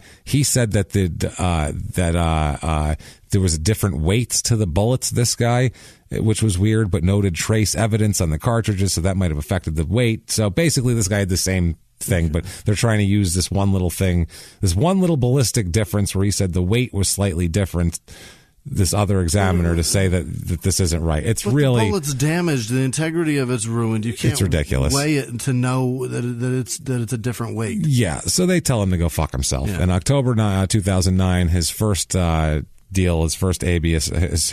deal is put aside. Now, basically, you have to have, once your shit's exhausted, you have to have reasons to file habeas shit, because it's like, for relief, post-conviction relief stuff. 2014, Arizona halts executions. They had 116 people on death row when that happened. The last one they executed was in July of 2014, a guy named Joseph Wood, and they fucked it up bad. His execution took 2 hours. Did it really? 2 fucking, I don't care what you did. You can't torture people for 2 fucking hours, man. You can't do that. That guy. No, there's a lot, but as a state, we can't do that. We're no better if we're torturing people for 2 hours. That's not what you want to. That's not what I want to teach my kids. When someone does something, we put them in a room and torture them for 2 hours. I can't remember. That's good because we're nice people. Killed a real estate agent. We're the good people. Yeah, we're the good people. Jab the shit out of your arm for 2 hours. So this 2 hours, Jesus Christ, they were experimenting with they didn't even have a thing. No, this is what I mean. They weren't like, oh shit, this thing that's worked every time for 100 years didn't work all of this stuff. We shot him right in the head and he's still alive. It's so weird. That wasn't it. The state was experimenting with a combination of drugs that didn't work quickly and effectively. It's not a good word to be using at an execution. We're going to fuck around a little. We're going to freestyle a little. Hold on a minute. No. We're just going to wing this one. Yeah. Just going to go out there and have fun with this. We're going to see how it goes. I'm just going to see how it goes. I'm going to throw my set list out. Let's do some crowd work, man. I'm just going to do a little crowd work with your veins. Is that cool? Is that all right? I have some stuff I want to talk about. Yeah. See if it leads into any jokes. Some topical things I want to talk about what happened in the news this week. Jesus Christ, man. That's fucking bad. So after that, a group of inmates filed a federal suit and they halted executions. A reporter who witnessed that execution said that it was, quote, very disturbing to watch, like a fish on a shore gulping for air. At a certain point, you wondered whether he was ever going to die. That is fucking horrific. That's terrible shit. We can't do that as a state. We got to at least figure out how to kill people efficiently. It's not that fucking hard. It's really not. People are fragile. 2 hours. This guy, it's crazy. The victim's family, though, didn't mind so much. No, I'm sure they did. They said that it seemed like he wasn't even conscious after the first few minutes, that the noises that everybody else said was struggling and gasping, they said sounded like snoring to them. So they're okay. I do remember them saying that. Yeah, which it's kind of shitty, but I get it. I get where you're coming from. That's fine. So George is in prison. Guess what he's doing? What? Writing books like a motherfucker. Get out of here. In 2000, he shook it off. He read a copy of Plain Text by Nancy Mayers, and he said it was the spark that reignited his interest in writing. Determined to beat dyslexia, he learned how to spell and construct proper sentences at age 46, and he was submitting articles to prisoner publications and being published in prison shit. How proud of you of that, Nance? For fucking helping this guy through it. Jesus Christ. There's a whole statement on what, I'm not going to read this whole statement, but basically he says that it's really weird, and he throws some Buddhist shit in there, and not that that's weird, but the way, the context of it is super weird, and he says that prison life isn't bad, and he's happy, and people think it's so horrible, but he has 3 meals a day, and people clean up his dishes when he's done, and the state provides me with water, and all this type of shit. The last part of it is he says, quote, to many, this may sound like some idyllic LSD drug concept, or religious euphoria, or some schizoid passivity disorder. I assure you it is not. The psychiatrist would have notified my attorney, which is ridiculous. He says, yes. George Kayer, author of Sacred Language, Glossary of Earth, Law 1, Highlights and Commentary. He's got more books. Don't worry about this. He said, this essay is offered as a gift to all. Well, thanks, buddy. And then it's reprinted again in German below that. I shit you not. No way. I shit you not, in German for any of his dad's friends that might be out there. He has several books, including the Pen Pals for Prisoners, Pen Pal Catalog for Prisoners, Volume 1. Came out in 2014, 1 star on Amazon, 1 review. 500 free magazines and where to get them in print. Oh, no. So that's another. This is all shit for prisoners, 1 star. 1 review, 5 stars. The best 500 nonprofit organizations for prisoners and their families in 2014. Also, he does lists, James. He does lists. He's and like inmate resource guides. Prisoner BuzzFeed. Inmate Shopper, the Inmate Shopper #1, which is I don't know what the Prison fuck that Sky is. Mall. Yeah, Prison Sky Mall, Inmate Shopper issue 2, and the DISSE, Directory of Inmate Shopping Services and E-Commerce. Now, the 2014 Inmate Shopper has 2 reviews and only 3 stars, so I'd be aware of that one. I'm not sure that one's up to snuff or not. But 2017, he wrote his opus here, called Victimly Insane.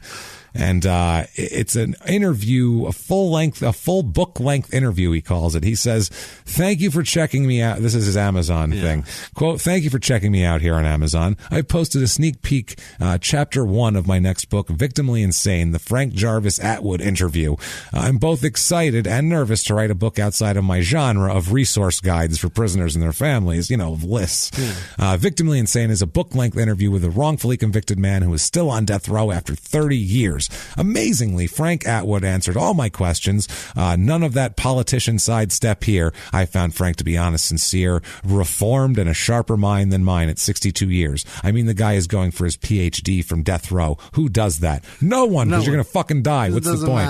It doesn't matter. You may contact me or Frank at victimly_insane@yahoo.com. George.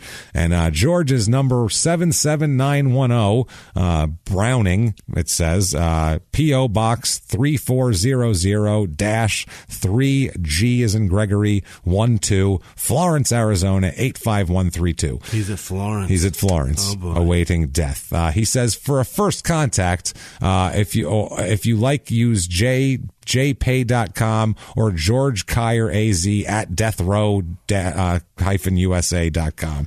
Please leave a postal address for a response. Thank you. Oh, by the way, he is also on Twitter at George Kayer on Twitter. No. You got to look at his fucking profile, too. He says, this is his profile, quote, most published prisoner in America. Coming soon, Victimly Insane, the Frank Jarvis Atwood interview. Pre-order today. Visit victimlyinsane.com. He's in Florence. And then he has 11 tweets, 140 followers, and he only follows 40 people. So he's killing it. He's working Twitter. Of his tweets, here's a couple gems for you. Oh boy. Oh, by the way, there's also a link to his LinkedIn page because he's on fucking LinkedIn. Don't trust anyone on LinkedIn. And he's wearing a tie on LinkedIn, looking like, and on Twitter too. His profile picture looks like a guy who works for a news station. Why do they allow him to have a tie? He's like a 60-year-old man with a nice suit and tie on and his hair done. He doesn't it's crazy. Here's a couple of his choice tweets. One, and these are from April of 2015. One is these are of a series he's doing called Questions Men Ask Women That Force Men to Lie. Okay? Questions Men Ask Women That Force Men to Lie. What is the first thing you notice about a woman? That's his one. The next one is, are you 18? Come on, man. Questions and men ask women that this is questions men ask women that force women to lie. Are you 18? Then they have to go, yes, I am. And then you fuck teenagers. Is that how that works, you dirtbag? This is a 60-year-old murderer in prison trying to say what a good guy he is. Turd. What a complete piece of shit. And since execution, by the way, he's not being executed, but he might fucking die anyway, because there's this article talking about how since executions were put on hold in 2014, this is 4 years ago, 5 Arizona death row inmates have died of, quote, natural causes. All of them are hepatitis C. Oh, is that right? They're all related to hepatitis C. They all have hepatitis C. You think that's from the syringes in prison? Well, yeah, they say that the medical director at Arizona Prison Complex that said that until last year, that housed the majority, said that recently testified that up to 80% of inmates in that complex were infected with hep C. 80% of this one. The Arizona Department of Corrections, they say it's a little better than that, obviously, because they're full of shit. But they say that, it can be obviously, they say it can be effectively treated nowadays with very expensive antiviral medication that they're not giving those fucking guys. It's obviously sharing needles and razors and things like that. Rape, those things, but less actually spread, less sexually than through blood. Right? It's more of a, needle way more likely. That is a terrible disease, by the way. It's a fucking horrible disease. You shit your insides It's a horrible disease. Well, it leads to cirrhosis and liver cancer and all this type of shit. So a lot of these people from there have got it, it's pretty fucking amazing. They say that the Department of Corrections says that 6,243 of the 41,681 prisoners in the entire Arizona Department of Corrections population have hepatitis C, which is 15%, which is crazy. That's a crazy amount of people. So much. That's a crazy fucking amount of people. It's insane. So he's in there. Maybe he will do that. Let's see what he says about himself here. This is his whole thing. Quote, I was first published at age 14. This is George. Grew up in an entrepreneurial family. Co-started and managed a multi-million-dollar niche company in the 80s. What, in between your burglary arrest and your other fucking arrest? Horseshit. And also he says, I'm the founding editor of Shop DISSE, America's largest shop for inmates. And, he says, quote, when you read my articles about marketing to inmates, you'll know you're receiving firsthand business wisdom from an experienced insider. That is the vicinity of Williamson, Arizona, and that is a complete lunatic asshole named George Kyer. Holy shit. That is crazy ass fucking cabal of lunacy. Yeah, these people, this is a fucking wacky story, man. I thought I knew all the names of death row inmates, and I did not know that man's name. No, he's on there. Well, you didn't know that town even fucking existed, and neither did I, for that matter. Yeah. Christ almighty, I never heard of that town. I was like, Williams? No, Williamson. And when you search for Williamson, it just comes up Williams. Interesting. It's fucking ridiculous. So that's that. If you like that, I know what you can do. Yeah. Number one, come to the damn Phoenix show this weekend. See you there. See you there, November 3rd. Also, you can go give us a positive 5-star review there on iTunes, Apple Podcasts. The damn purple icon. Make that funky algorithm dance. Help us out. It doesn't matter what you say. It's just for business. You can go over to shutupandgivememurder.com where you can follow the link over to patreon.com/crimeinsports. And that is how you can make a donation that make this whole thing go around and makes us very happy people. Or you can go to PayPal there also and use our email address, which is crimeinsports@gmail.com. Right. And you can do that. And if you want to get a hold of the show, use that particular email address, or you can check out at Small Town Murder on Instagram, at Murder Small on Twitter, and at Small Town Pod on Facebook. Right. Do all of those things. Go to get the live show tickets, please. Get your merch. Do all that stuff. And Jimmy, I would like you to do me a favor, though. I would like you to hit me with with the list of people who have done all of that stuff this week and our producers who have given us everything that we have. Jimmy, hit me with it. This week's executive producers are Sam Stevens, Alex Eicht, or Etched, Etched, E-C-H-T. That's a tough one. Echt? Act? I think you nailed it. It's probably not. I doubt it. Kelly Mack, Ariana Folsom, Denise Herdman, and Michael Navarcal. I think that's right. There you go. I Thank think that's right. No, it's not. Okay. I'm sorry, Michael. Well, thank you, Michael. We appreciate it either way. You guys are amazing. Thank you so much for everything you guys do for us. Troy Graham, Lynn Cornell, Becky Estes, Nicole Rivas, Jen Hardman, James Thiesby, Rhonda S. Green, Caitlin Dugas, that's Dugas, Alexandra Lamb, Laura, God damn it. I was going to, Laura Del Hay Deladonna. Yes. Hey. Delay Deladonna. Okay. I think that's right. Or Deladoni. Blake Braun. Jill Williams. Shalana this week. Shalana Soretti. Jake Lascanis. Hunter Perry. Elizabeth Oliver. Terry Bigham. Stephanie Agoa. Thorsten Gross. Kevin Holmes, Jesse Hartman. That's Jen Hardman and Jesse Hartman. Oh, okay. Really fucked me up. John McGuire, Frank Tripati, Jessica Willis, Jeffrey McAvoy, Heather Goss, Reagan Schalke, Lisa Benederet.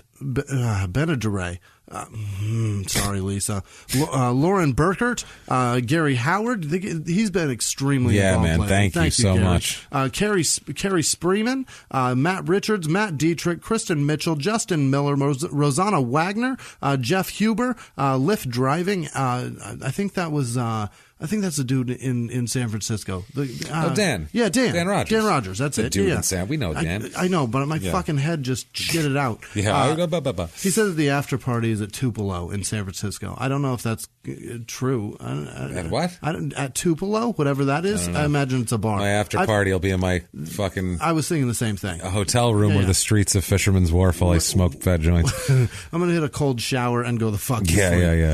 Yeah. Kyle Tamblin, Iron Tree Craftworks, which are homemade wooden crafts that are like bowls and shit. And awesome. I believe the person that owns that is also a police officer. So thank you very much. Samantha Bird, Karen Lambiasi, Lauren Demarath, Christine Reed, Corey Brox, John Whitmore, Kara James, Jeremy Stirk, Bryant Toole, Lee with no last name, Jason Fuller coming through again. We'll see you in Detroit, brother. Matt Waters, Ricky Bryant, Cindy Oakes, Under the Sea Fabrics. Go get your fucking fabrics there. Yeah. Michelle. It's Michelle Terry. God damn it. I called her Mitchell. Last time I called her Michael. Sorry, you caught Michelle. it, babe. You got that. Emily Richardson, Jimmy Davis, Evelyn Van Vosselen, Sea Pickers Inc. I'm not sure. I tried to Google that shit, and I don't. Sea Pickers? We both we looked at each other and were like, that can go a lot of bad ways. Really? A sea picker? That could be a lot. Rachel Stora, Jenny Liticoti, Tanya Hayden, Stephen Rude, Pickle Bean, Nicole Mendez Ferrandez, Janet Chavez, Bill Szynski, Kelly Higby, Lauren Clayton. No, Caton. It's Lauren Caton for sure. Holly and Jalen Phoenix, Heather Fowler, Nicola Elliott. She got sick. She was in the hospital. Oh. Get better fast, Nicola. Yeah. Dina Horowitz and all the homies in Homestead in Florida. There is a prison that is allowed to listen to us. Awesome. And it's fucking incredible. You guys didn't do it. Thank you so much. You're all innocent, and we'll be happy to see you exonerated. And here's a word of advice: if you're ever at a hearing for any of this stuff, don't say what that guy said about the UFOs and the Bible. Yeah. Leave the Bible and UFO shit aside if you're going to beg for your life. You guys for are that amazing. matter. Thank you guys so much for everything you do for us. We can't do it without you. That's real. That's true. It really is. Honestly, you guys are so nice to talk to your friends. We just are appreciative. We ain't shit without you. So thank you guys. Thank you guys for everything you do for us. And what if these people wanted to thank you for everything you do for them, Jimmy? How could they do that? You can find me at Whisman Sucks, WHISMAN Sucks on Twitter, Instagram, and Snapchat. And I appreciate everything. Keep sending me dog pictures. Don't send me the shit you send to James, which is where? Where can they send? They can send those at Jimmy P is funny, or you can copy and paste my last name from the show description and figure it out like that and find me. Don't be a hero and try and spell it. It's just going to get ugly, and you're gonna break a finger or something. So you're going to type it out wrong and sprain some shit. It doesn't matter. But we've had a wild time this week. What the shit? Buy those damn Phoenix Live show tickets. Do that, and until next week, everybody. It's been our pleasure. Bye.